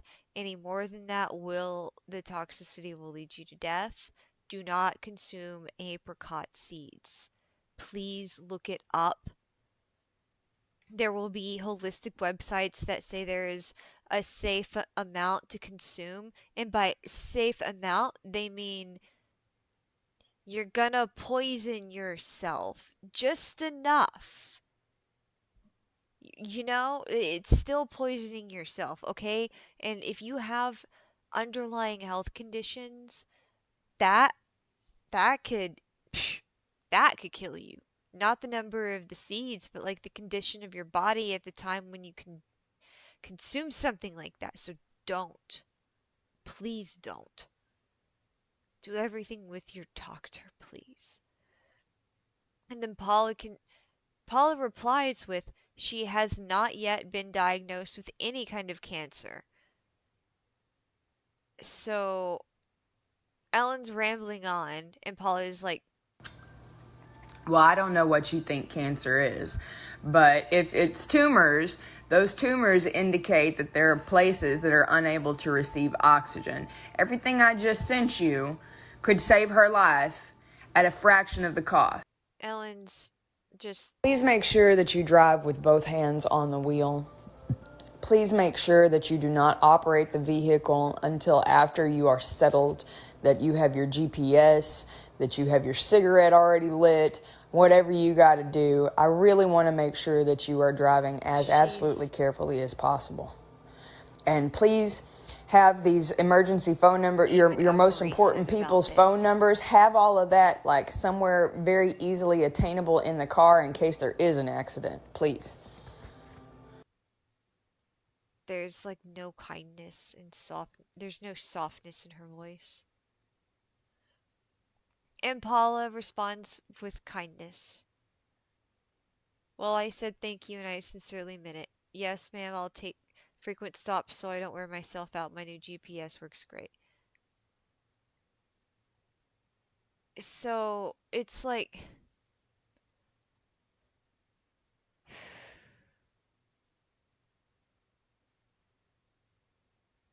Ellen talking bullshit about cancer summits.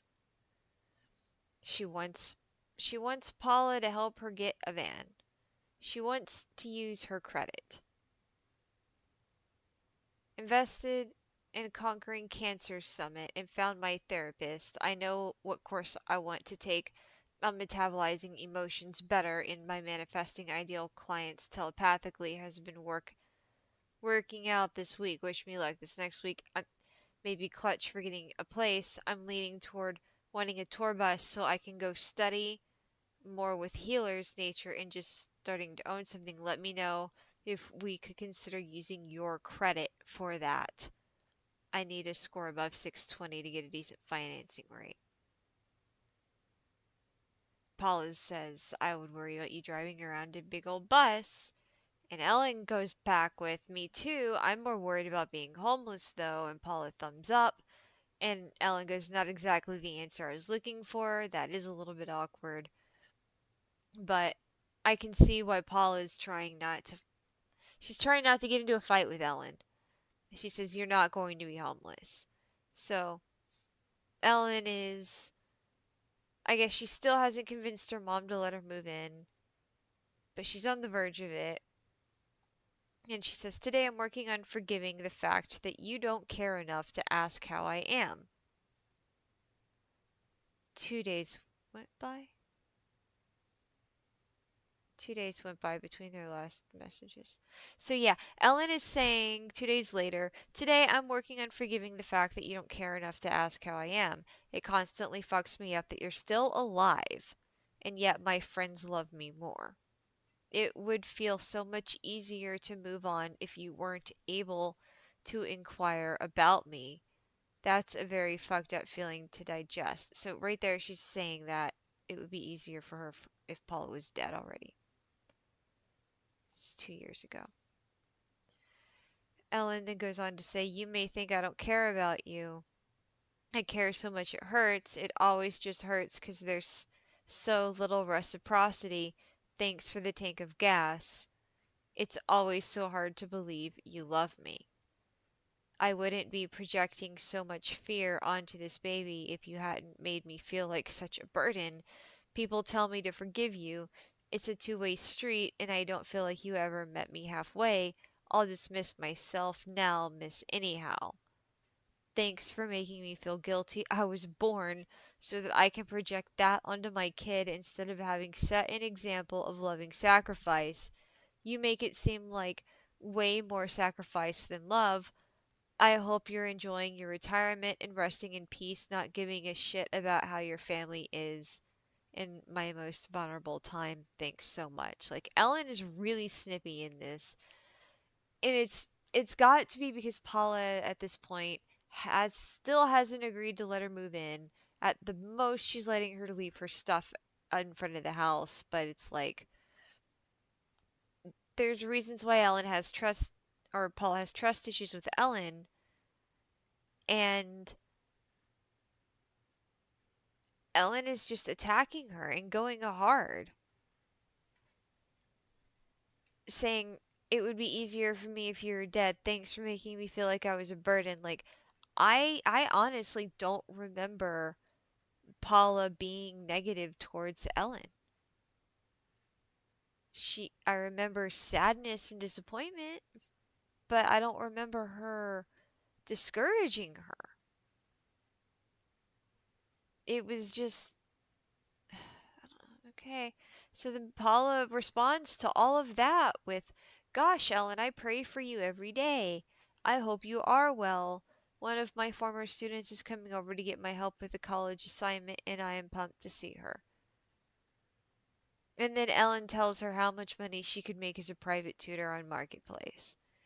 And then I think she was meaning to say helping someone is well actually checking in on them.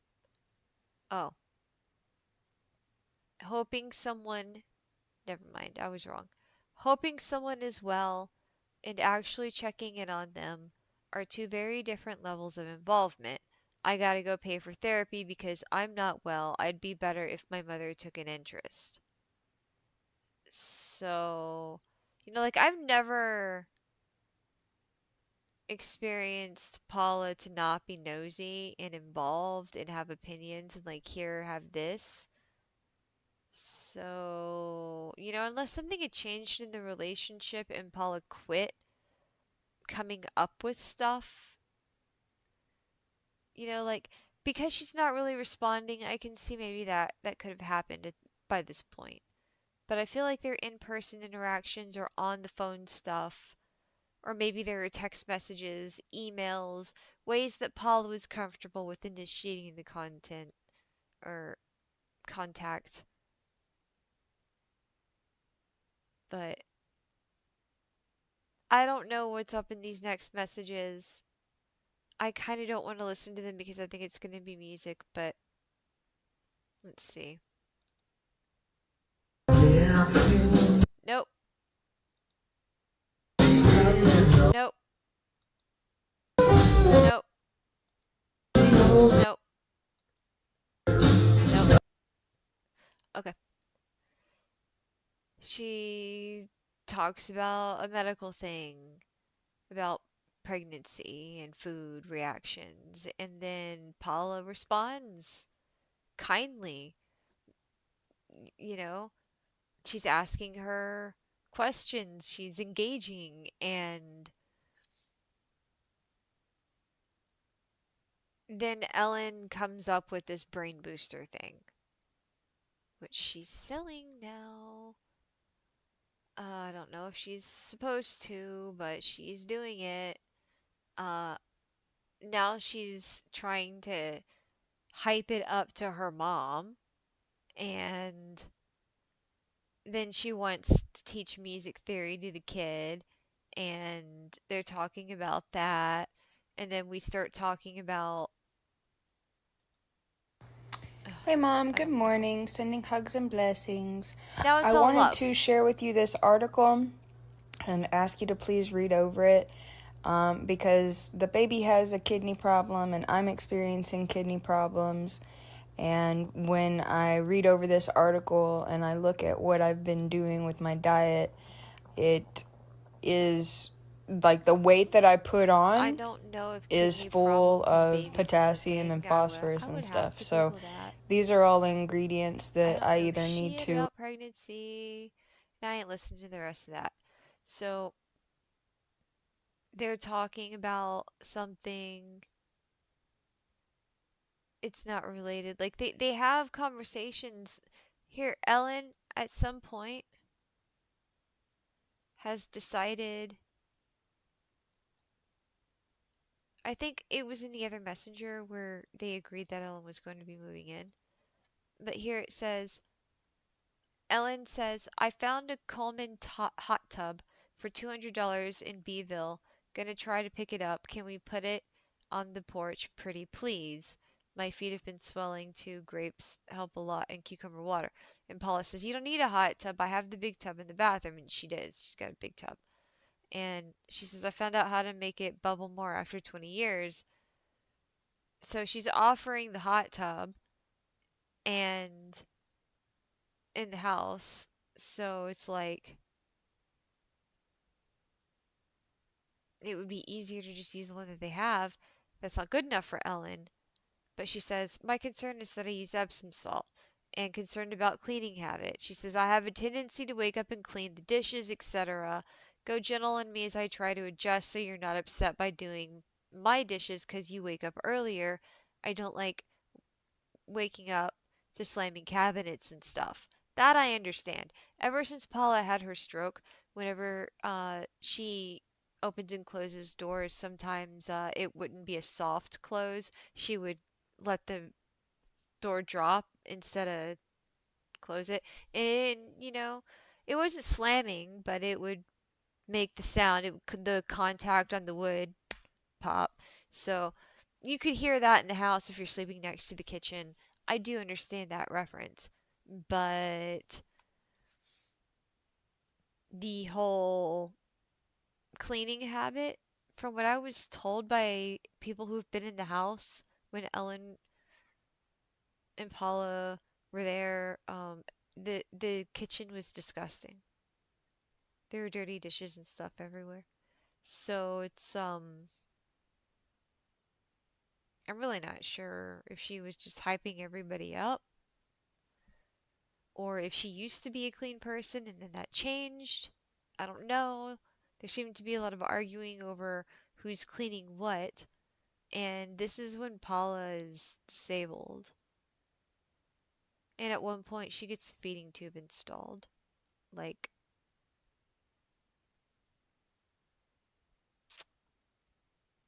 a feeding tube. I'm gonna have to look at the pictures to see when she said she got it, you know? Because I'm like, how long did she have the feeding tube for? So she was nanny for Ellen. Like, I'm sorry, just it's upsetting. And they're talking about plants, and Ellen wants to make changes to the house, and they're negotiating on it. And this is supposed to be for the temporary stay. Remember, temporary because she wants to go to Hawaii or Panama or the Philippines. And then they're having a somewhat positive conversation, and then Ellen's coming out, and then she gets there, and then here it is. "Can't be bothered to spend $1.50 on spices for me. Scapegoat, making it my fault. And then when I point out how bitchy it is that you go asking for $1,500 with no intention of being more considerate. Oh, wait, maybe that's the only way you were able to keep a job all those years, because you had respect for the people writing your check, but no one in the house. Were you going to buy all of his necessities with that money? Your cognitive dissonance is so amazing. I've got a long list of things to buy, and you don't give a lick of consideration without threats, emotional blackmail, and abuse, and you think I'm the abusive one. You really need to talk with Jesus." So, what? Can't be bothered to spend $1.50 on spices. And then when I point out how bitchy that is that you go asking for 1,500. So she probably asked Ellen for like rent in some way. And I don't really know the full context, so I'm just guessing that. And then Ellen goes on to say, "This would be a nice place to live if you could get on board without having to be threatened." So Ellen is establishing that she threatens her mom. This would be a nice place to live if you would get on board without having to be threatened. And then she goes on to say, It's called narcissistic neglect and abuse. Stop acting like my being mad at it is unnatural. So if Paula is answering, we can't see any of it.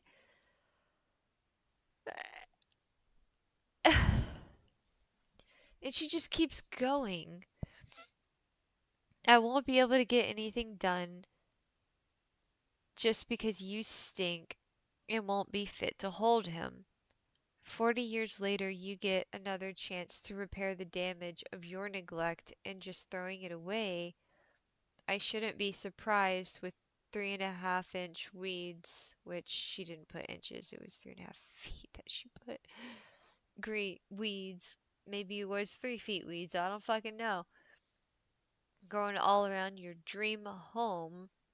You really need to do some soul retrieval work instead of wasting your life on Fox News.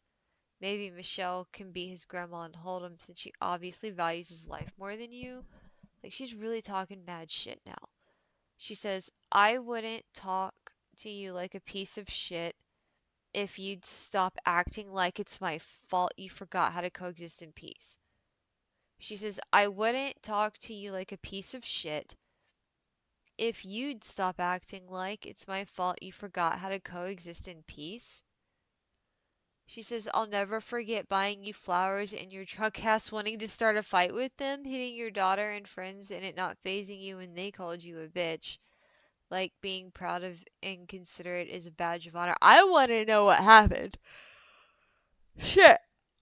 Friends were there. I want someone to tell me the story from their side. What did they see? What's going on with that? Getting into a fight with a flower? So then Ellen continues. How about you go clean your useless dining room instead of trying to tell me how to make eggs?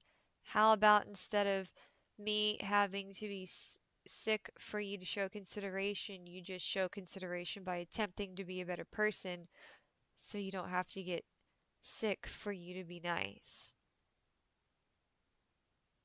What?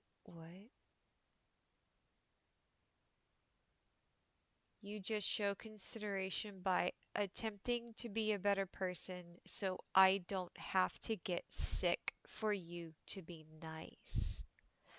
Is Ellen saying there that she manipulates her mom with her health? I've heard of that happening. I just. And the first words out of your mouth today were accusing me of stupid shit. It's 55 degrees outside, and I was saving you electricity by not running the heater all night. She turned the heater off on an old lady in Texas winter. I don't care if it's 55. That house gets cold. Not to mention I was putting the dishes away. God, you're like an unstoppable train. Paula says, I had to set the heat to reasonable 74. I hate being cold. I hate it worse than being beat on. Damn.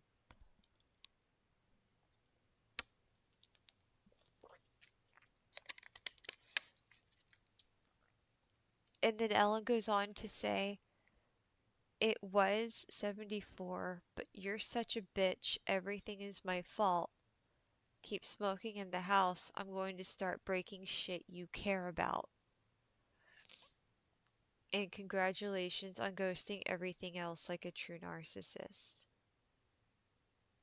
So,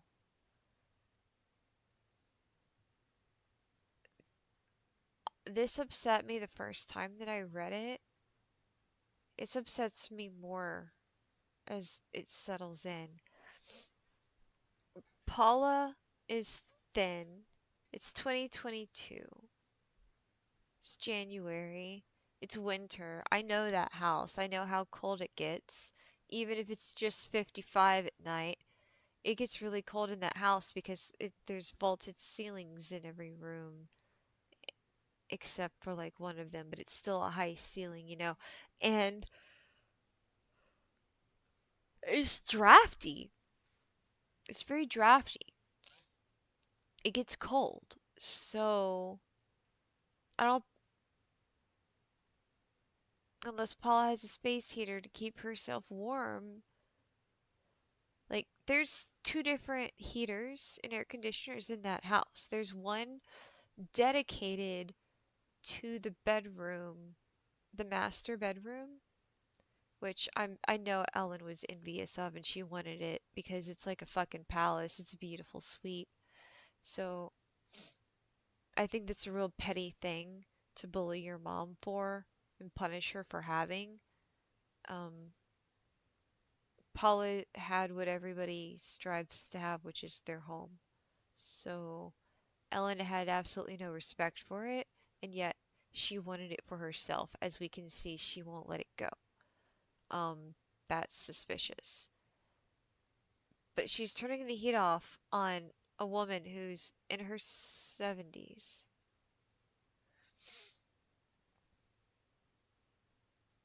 And she's thin, and she's a stroke survivor, and she has other medical conditions. She has the right to have the heater on in her portion of the home. That's her portion of the home. If Ellen's dividing the house, then if Ellen wanted to turn off the air conditioner that operates the kitchen, living room, upstairs, and what was known as the Texas room downstairs behind the kitchen, then fine, turn that off.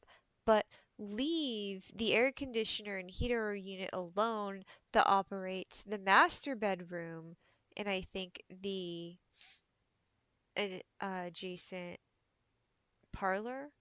I can't remember how much of that side of the house that heater would work for, but I've already said it. And then Ellen just berates her. And then a few days, a week goes by, and she says, "How you doing?" Oh yeah, she sends her an Amazon wish list of all things. The next day, she sends her an Amazon wish list. She berates her mom and then sends her buy me stuff. I hope bankruptcy court sees this.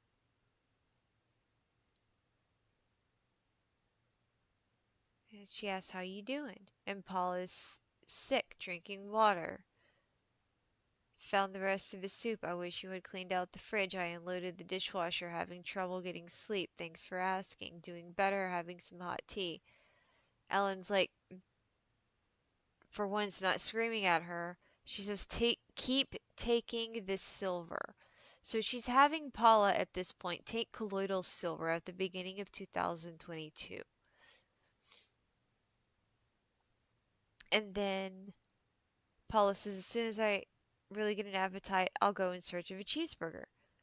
And Ellen goes, you'd do best to thaw the meat from your own house. Real meat's better than what they sell. She's nitpicking on her. Paula says, I know I don't want McDonald's. I also have no bread, no buns. So Ellen's like, you haven't looked in the back fridge. You have wheat bread. You have real hamburger meat and cheese. Chris got me a white wolf colored shawl for Christmas. It looks cool. Like, she's back and forth. Paul's like, nice. And so then she says, I mentioned a cheeseburger and get this ad for military surplus freeze dried uncooked hamburger patties. Doesn't that sound like something a girl who'd been sick for a week's just dying for? And Ellen says, at least the Facebook ad works better than Instagram. I'm spending hours deleting irrelevant ads. So they're having chit chat. And then Ellen tells her again, keep taking the silver, let the stem cell support work for you. And then Ellen says, hey mom, I'm going to stay longer. Have an appointment Wednesday at the mental health professional. Might stay a few more days. So she keeps extending her stay at this point. My friend is leaving town again this weekend. I'm seeing what kind of magic can be drummed up, what's realistic and what's too much. These people are very technically skilled. If this couple can function well with me, I could really executive some whipped dreams. What happens this week is pretty critical to how well the next couple of months can go. And then she says, I technically made $700, so too, I'm just going to see what kind of conversation I can have with this pharmacy about my products. She says, they also live next door to a good church that I've been interested in. My friend who popped up this week is a certified doula. And then Paula says, watch out for toxic people. And then here we go again. Like, I really wish that this collection of messages didn't have so much in it. But it's like every other interaction they have, Ellen's lashing out at her. And this is going on for 2 years now. It started in 2020, 2021. It started to get like, now it's 2022. Mom, you've never once expressed excitement about being this baby's grandma. Not one time have you ever even offered to help me care for him. You haven't bought him or I a single thing. You made no extension of goodwill about helping me with him, and yet you are quick to jump to the assumption that everyone I know is toxic. No, hun, that's you. I have to fight for every ounce of respect with you. I throw tantrums like an ignored, neglected 3-year old because I know the difference between being a loving, supportive environment versus what you serve up. How does that justify? If you feel slighted, how does that justify acting like a 3-year old and knowingly throwing a tantrum? This is how I know she is aware of her actions. She continues to say, these people are kind enough to offer holding the baby, helping me birth the baby, helping me find resources for doulas, doing everything, blah, blah, blah. What goodwill have you extended without a fight? I had a client drive from Dallas to see me, period, or see me prepaid in full, arrived with flowers, ready to surrender to my medicine and expertise to help him. That's called respect. I have had a handful of friends take advantage of my presence, respecting that I have talents and wisdom that they need to benefit from. You show zero interest in my work. Please don't talk to me about toxic when you can't even be bothered to buy some steak seasoning for me. So then it goes on. And please be sure you continue to take that silver. Your lungs need the stem cells.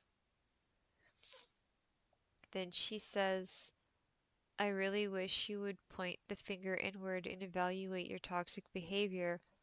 How you ignore your own stench is so hard for me to deal with. Remember, I had to convince you to stop in Austin to see me on your trip.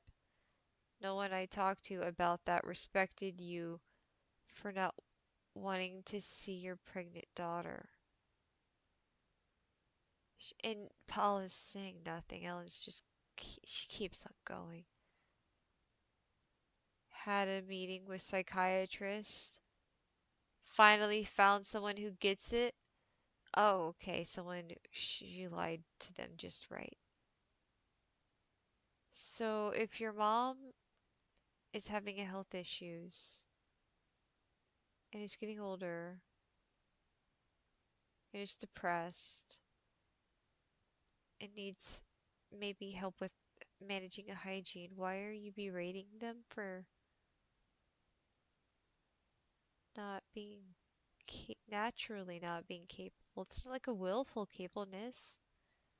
It's like, sorry, I'm blah blah blah. I'm word salading right now. It's not like she's willfully incapable at that stage in her life. She needs help. Ellen continues to ask for things. Now she wants to bring home a kitten. Paula says no. She doesn't want the expense of cats, and apparently Paula supports declawing. I do not fuck that. Declawing is horrible. Never do that to an animal. And then I don't know what this unsent message is. or what interaction prompted this message. This was about a week after that cat thing. Ellen just lays into her. That was so insulting. You spend hours a day on Facebook and wouldn't even consider Googling how to make wheat bread. Hashtag reasons to hate my mom for neglect. Why the fuck don't you love me more? Over a recipe, Google. And then another unsent message. It was retracted. She says, "You just keep shooting arrows through my heart, and I don't care at all. It makes me sick. Why don't you care enough about your health to adjust a recipe? I can't afford counseling for shit like this, and all I can expect is you to ghost me or make some lazy, resistant excuse." Fucking hell. And so then it continues.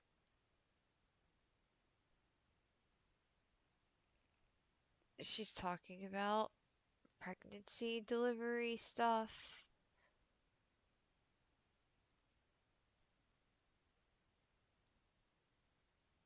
She says, "No, you bought that bottle of amaretto and I've been difficult since. The first time you seemed to raise a finger to bring a baby gift, and you snatched it away like a brat, like a dictator. You better listen to me. What you say doesn't matter.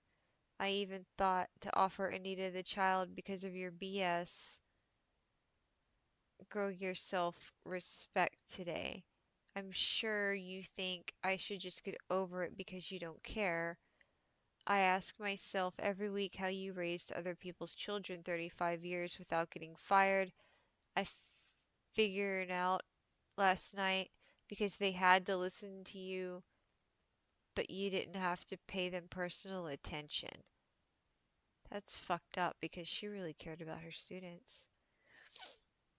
Ellen keeps going. "The strangest thing is that you think it's a strength to not care what other people think, yet I've made $500,000. Have you now? Caring about other people's feelings while you act too broke to give a fuck and have resigned yourself to die alone as if that's normal. I keep thinking I'm an idiot for not having given up hope on you already, and then I feel blank for trying as well. Your demons suck up so much chi, it's incredible." And then Ellen keeps going. Still February 18th. "Can you even go a week without alcohol? I'm trying to have positive expectations of good results. You play nice for 3 days and then start compromising progress. Self-love, Paula, matters, and I hate wasting all my life force wanting to love a mother who doesn't believe in me or care enough to listen and acknowledge my feelings or experience. Dad says he knows exactly how I feel. It's the reason he retaliated. I don't know what retaliated means to her right now. And sank into bottles apart from his own childhood disruptions, and yet here you are 40 years later still doing the same patterns. If that way of being worked, you'd be overflowing with good company. Stop breaking me with your broken lack of sympathy. You make me feel stupid for wishing you'd hug me." And then she says, "You had that stroke because you don't do your shadow work. I'm sorry you think drinking away your feelings is the safest way to live." In the email that Ellen sent Dave yesterday, she gave a different reason for Paula having this stroke. So, and she's still going in this messaging. "Why is my friend more excited about a baby shower than Paula? Why can't Paula recognize my worth and value? Why doesn't Paula respect any of my interests as worthy or valuable? Why is Fox News more important to her than her child? Why doesn't Paula have the courage and integrity to process these things? Why must I deal with the fact that You don't love me enough to respond. All of these wasted feelings because I'm dumb enough to not give up hope for your soul, thinking that everyone dies alone is a projection of your karma because you don't care about others deeply. So why should they be there for you in your vulnerability? You can harness the power to stop pushing away love, but you have to give up the low vibe juice that feeds off your soul, the hate, prejudice, and violence you perpetuate against yourself and strangers. She just went the fuck off on her mom. And Paula responds, I wasn't trying to ghost you. I only do Messenger on the desktop. I don't get notifications on my phone. I do love you so very much, and I feel bad about our dust up yesterday. Which I don't know what dust up means, but that might be the baby shower thing. And then Ellen says, I don't appreciate all the hours I have to cry and be upset to gain your attention and affection. After you came in, I broke down and just crying, begging, God, please let me be able to trust her. Please let me be able to trust her with my son. I know how much alcohol affects my brain. All those short, impatient, don't give a fuck, can't sit with his reactions come up. I really need you to look at your drinking. Happy, healthy people don't need alcohol. I want a healthy, happy baby free from the sins of the father. Okay, so there's obviously some things that make sense. Like, you don't want your kids to be raised around alcoholism. You don't want them to be alcoholics. You don't want them to grow up smoking. Okay. It is the way she is going about discussing it. She's berating, lecturing, reprimanding her mom. And then she continues because she's still going. And obviously, I'll do whatever it takes. 20 years ago, it meant giving away the first kid. It's meant 3 abortions, 2 while married, one I never told you about. And here I am again, wishing for the strength and resources to do my kid justice and still wondering if I have to hand him over to someone else because I can only seem to get a few good days out of each week. So here, Ellen still isn't sure if he's going to keep him. Like, give birth, yes. Keep, not sure. But something must change her mind in the future. And she continues to talk about her health. After the IV, I finally felt well enough to clean up, cook, and try handling my business, but you keep punching down on my self worth. The way you shut me up to talk over me keeps me from wanting to sing, keeps me from not practicing so I can record the videos I need to do for my business to run in the background. I'm not saying it's all your fault, but I need to feel safe and held, and so do you. Part of my shame is realizing how much better I want to treat you. But heck, you won't even try my cooking without criticizing. You're the first person whose opinion matters to me. Excuse me. And the last to give praise. I don't know how to make that stop hurting. 40 years and I don't know other than to beg for reciprocity. I am so confused. Once again, after the things I saw growing up, I'm confused at how they got here. And then here it is again. February 18th, 2022. If you were dead, at least I could grieve with finality. And I'm pretty sure that's why David is always threatening my life, so his cold, broken heart can grieve with finality. I fully expect it to bother him to not be allowed to be around the baby because as he gets older, he realizes that pushing people away doesn't heal the pain and wanting to be well people. Like, she goes on a random attack on Dave then. Like, oh, I bet it'll hurt his feelings. Nobody asked. Nobody brought it up. Okay, I see what you're thinking about in that moment. And then here they are talking again later on in February, like nothing happened. Whooping cough, colloidal silver, vaccines, Amazon wish lists. a fuckload of removed messages. I am so curious about what Ellen's hiding when she removed them. And Ellen apparently has an assistant. So she must be paying her. This is in bankruptcy territory.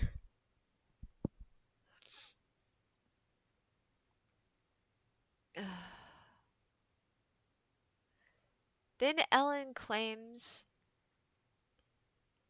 this is what she says.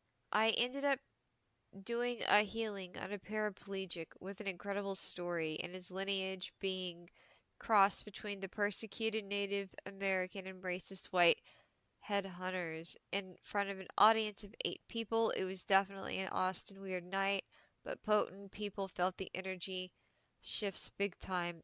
Either way, we got showered with love right proper. And then Paula says, good for you. Find your fancy blower brush. And Paula talks about she was cleaning. Ellen's asking her to do favors, but Paula's not sure if she can go up and down the stairs for it. She's tired. She's had a pain. And then we got more messages from boys. So I'm listening to Fox talk about who is Putin and their going right back to Russia on their oil and was going Russia. to test. Nope, we're not talking about that. And so he's been planning Nope. The amount of prices to go up for a long time. So obviously that was profit in their account. Nope. All of the gas resources, the excesses. So no conspiracy theories from her. And then here we go. Ellen says, since I'm feeling the boob cancer come back, I gotta buy more guanabana leaves. This review shows it's good for IBS. So I thought she cured her cancer. But now it's back. Okay, whatever.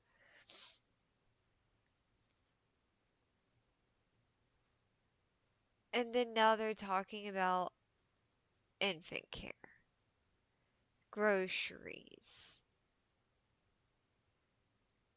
And then it's March, new month, new rant.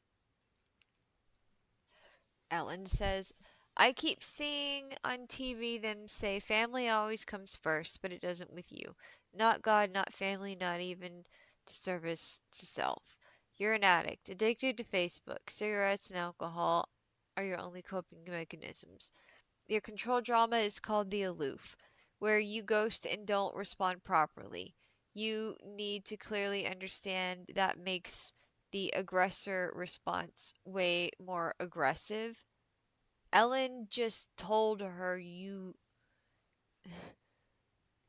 this is a victim blame.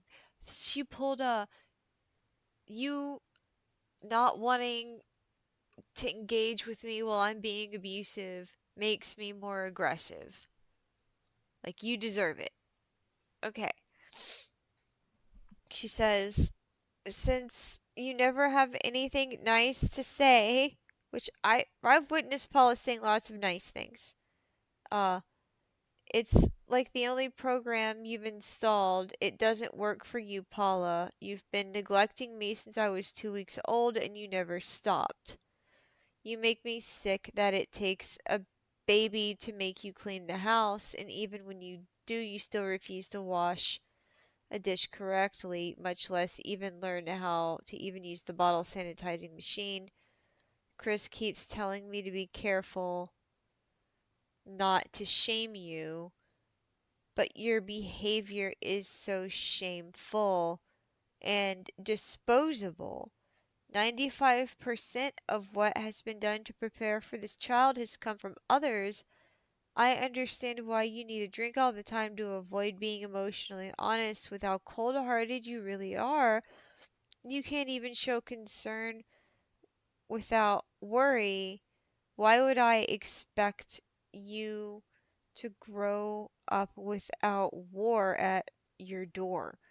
You make me sick almost every single day and you want money from me? Where's the fucking support? You put two men through school, investing in them and their futures like an insurance policy, yet you steal from my peace almost daily. You haven't shown any support or respect for my work, and you want reciprocity. You are getting back the shit you dish out through your neglect. Emotional, physical, spiritual, mental neglect. It's not working for you, and it's not working for me. Good luck sleeping with a pew pew as your method of protection, since adequate self reflection is so difficult for your genius to compute. You ever pull another pew pew on me, and I'll bang bang you with it. Family first. Go practice that Jesus song and stop being a waste of life. Your job of setting a good example for the children isn't over. I was a smoker by the age of 10 by your example. You won't infect my child like that. Dave and I treat you like Bill because you don't show respect. Figure it out since you think you're such a good person. Now she's throwing Dave into it, saying Dave treats her like crap. I don't.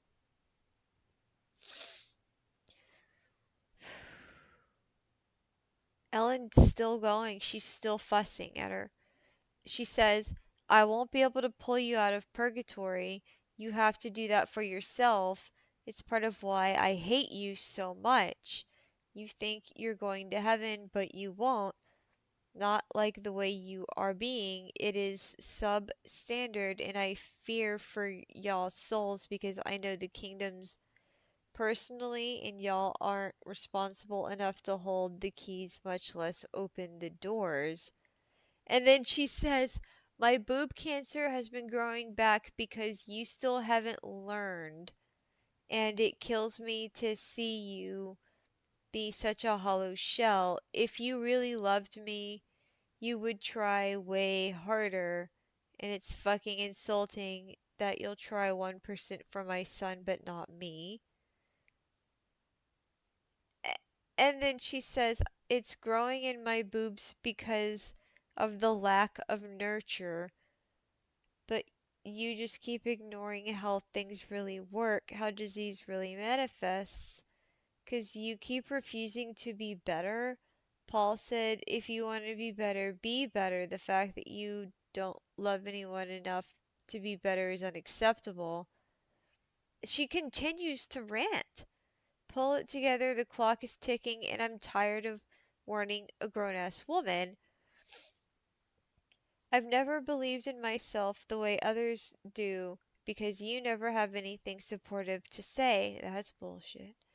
Pick any subject that matters to me and you won't find Paula's encouragement, and you expect there to be no consequence for that. You're getting what you've earned. Chris says, let you be at the birth. You're the reason.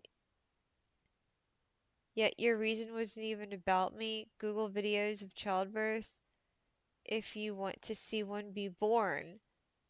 You don't treat anything like a miracle. Why would I want you in there, my most vulnerable, special time? I've always got an excuse. You've always got an excuse when there should be an apology and repentance. I keep saying to my friends, to people who actually care about me, how excited I want to be, but your dark cloud keeps me from feeling the joy and excitement. Oh my god. And then you only had 5 seconds of crocodile tears when I felt serious again about adoption. Thank you for people who truly love me, show me support, and shower. You can't even convince yourself to wash a dish to make me feel more comfortable. Kindness is free, and yet you keep being too broke to give it. Oh god. And she continues, stop letting those demons feed off you. It'll turn back into the person God made me to be instead of mirroring your bullshit. No child should ever have to cry this hard to gain affection. Again with the ghosting. Yeah, whatever, you love me a bunch, but not enough to address any of this shit, as if brushing me under the rug makes it all go away, so sick of it. I wonder where Paula responded to that. And then this, the kid's born.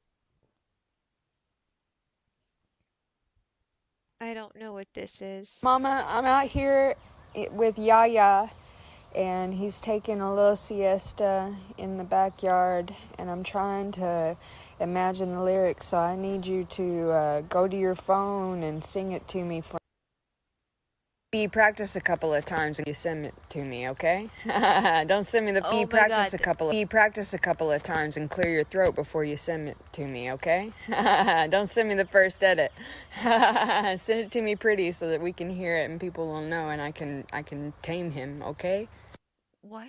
You practice a couple of times and clear your throat before you send it to me, okay? Don't send me the first edit. Send it to me pretty so that we can hear it and people will know, and I can tame him, okay? Wow. Nothing's good enough for Ellen. She has to micromanage it all. Oh, you had a tough day. Hiccups.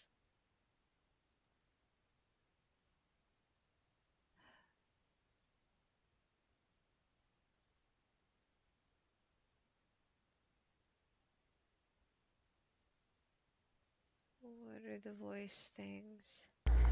So, because I am trying to go out of my way to get them to do the fucking paperwork for this milk bank stuff, the goddamn incompetent stranger at the pediatrician's office decided to Right. call fucking CPS on me. Yeah, so motherfuckers. Anyway, I've got Fernando coming over Friday at 10 o'clock to mow the grass, and Edgar from the CPS office wants to try to come over and visit. He's trying to do a FaceTime with me, and I'm having trouble doing the FaceTime because I don't have access to the internet password. But yeah, fucking horse shit. And I'm like, oh, yeah, me smoking a pack of cigarettes a day is endangering my fucking child. You fucking bitches, dude. When I tell you we have to keep the fucking grass presentable, I mean we have to be presentable. Okay? It's rude for our neighbors in the first place for us letting that grass get so tall. And I understand about us needing to have more money around the house, so I'll pay for this one.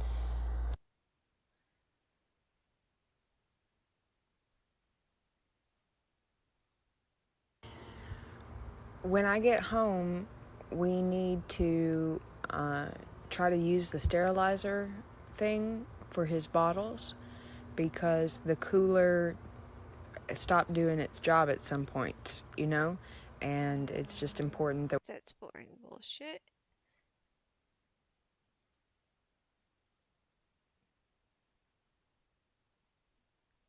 Just talking about the infant now. What's this?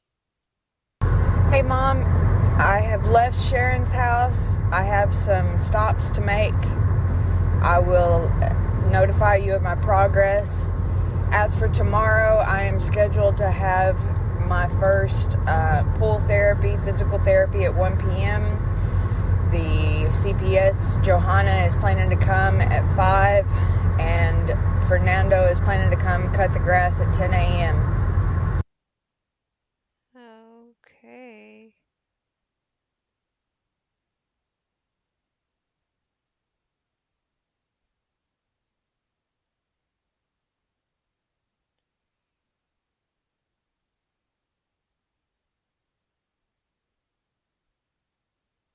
Just, it doesn't make me feel any better that the conversation changed a bit after she had a kid. Because on the other one, it's bad the whole way. There's a certain point when it gets bad and it just stays bad.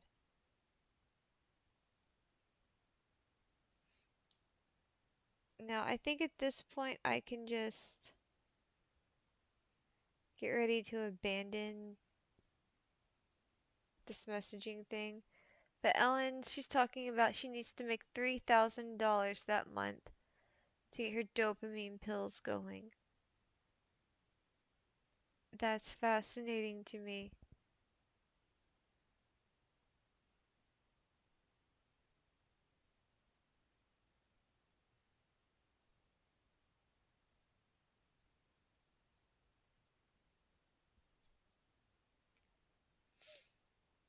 Babysitter rules.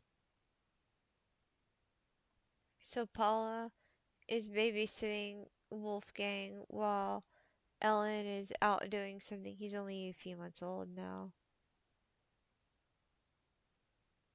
Ellen's going on a road trip and she's dancing and doing all these things. Look, I would love to read all the rest of this right now, but I can't. I've been on here for way too long and I'm getting sleepy. So this is a part one thing. Here we go, actually. Ellen lays in on her on the 6th. You will lay you will work on your response checks. I'm not having him grow up learning the same form of neglectful abuse of power that made your husbands leave and your children aggressive. Point the finger inward. Paula says turn your wrist around. Ellen says always three pointing back to you. You never make it safe to express self-reflection.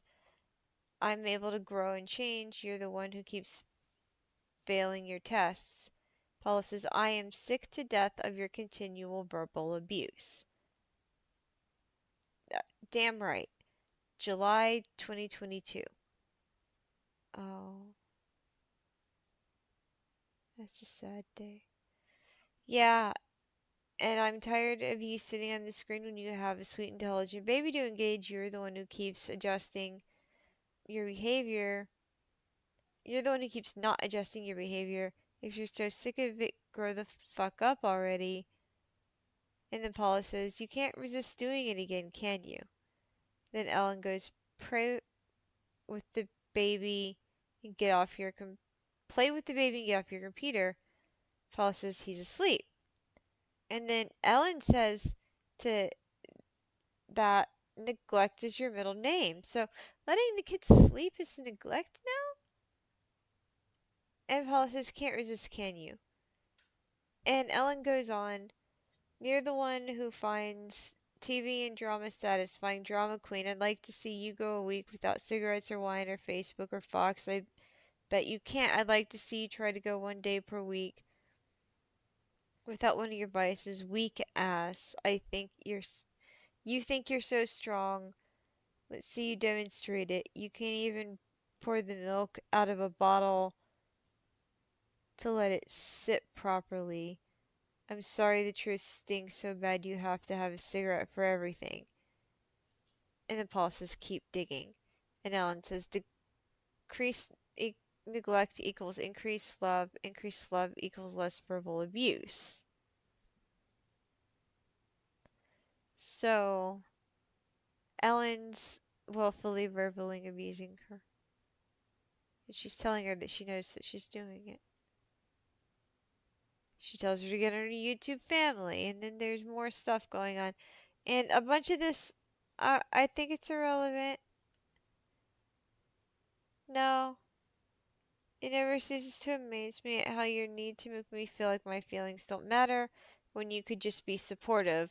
You really need to learn how to show compassion with words. Fucking sick of you acting like my feelings don't matter. And here, this is what the undermining was.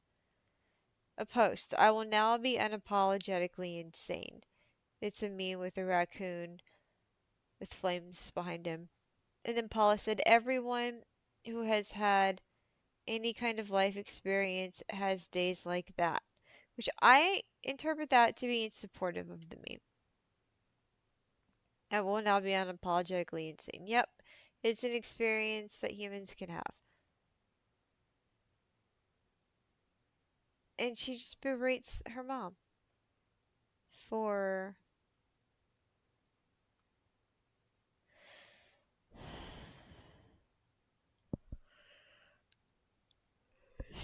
And she goes on, September, your neglect and excuses make me angry. Your lack of apology or self respect make me angry. Your prejudice and lack of positive verbal communication make me sick. I don't want to be hugged by my abuser, sandwiched by low vibes. You're always too little, too late, but never short on excuses. That sounds more like Ellen than Paula.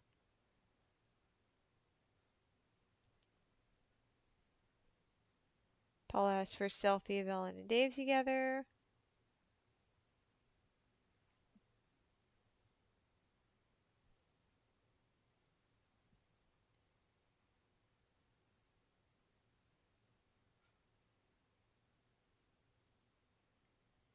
Stuff that doesn't really matter.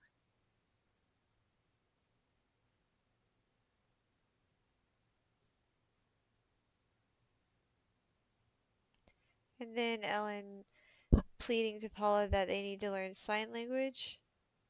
That's not a bad thing, it's just she's really selling it.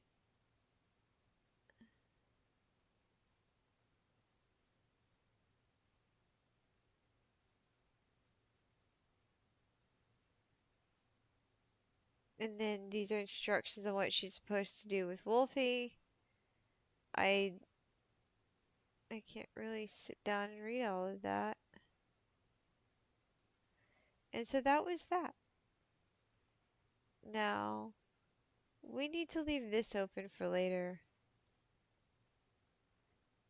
But I'm going to go ahead and come over here and say, look, it has been one hell of a night. I've read to you / let you listen to half. Oh, just wait until you get the other half. But if you were here, thank you. Please take care of yourself. Please don't listen to people like Ellen. If you see her in public, please avoid her. Don't do business with her if at all possible. And if you know anything, if you see her neglecting that kid or hurting that kid or anything, don't hesitate to call the authorities. We're doing everything that we can to get justice for Paula, and it's very obvious to me that there is a strong pattern of abuse that has existed between Ellen and Paula, Ellen being the abusive one, Ellen being the aggressor. So there's a lot to there's a lot going on here. But once again, if you are here for the stream, thank you. If you're replaying, thank you. Please take care of yourself. Have a good day or a better day than what we're having if it's possible. And if you can't have a good day, I'm sorry. Fuck this then. Fuck that day. Fuck everything. Whatever it is that you need, I'll try to be flexible with my outro of the right level of support. But until next time, I am going to go. I just need to make sure that I have my stream set up right.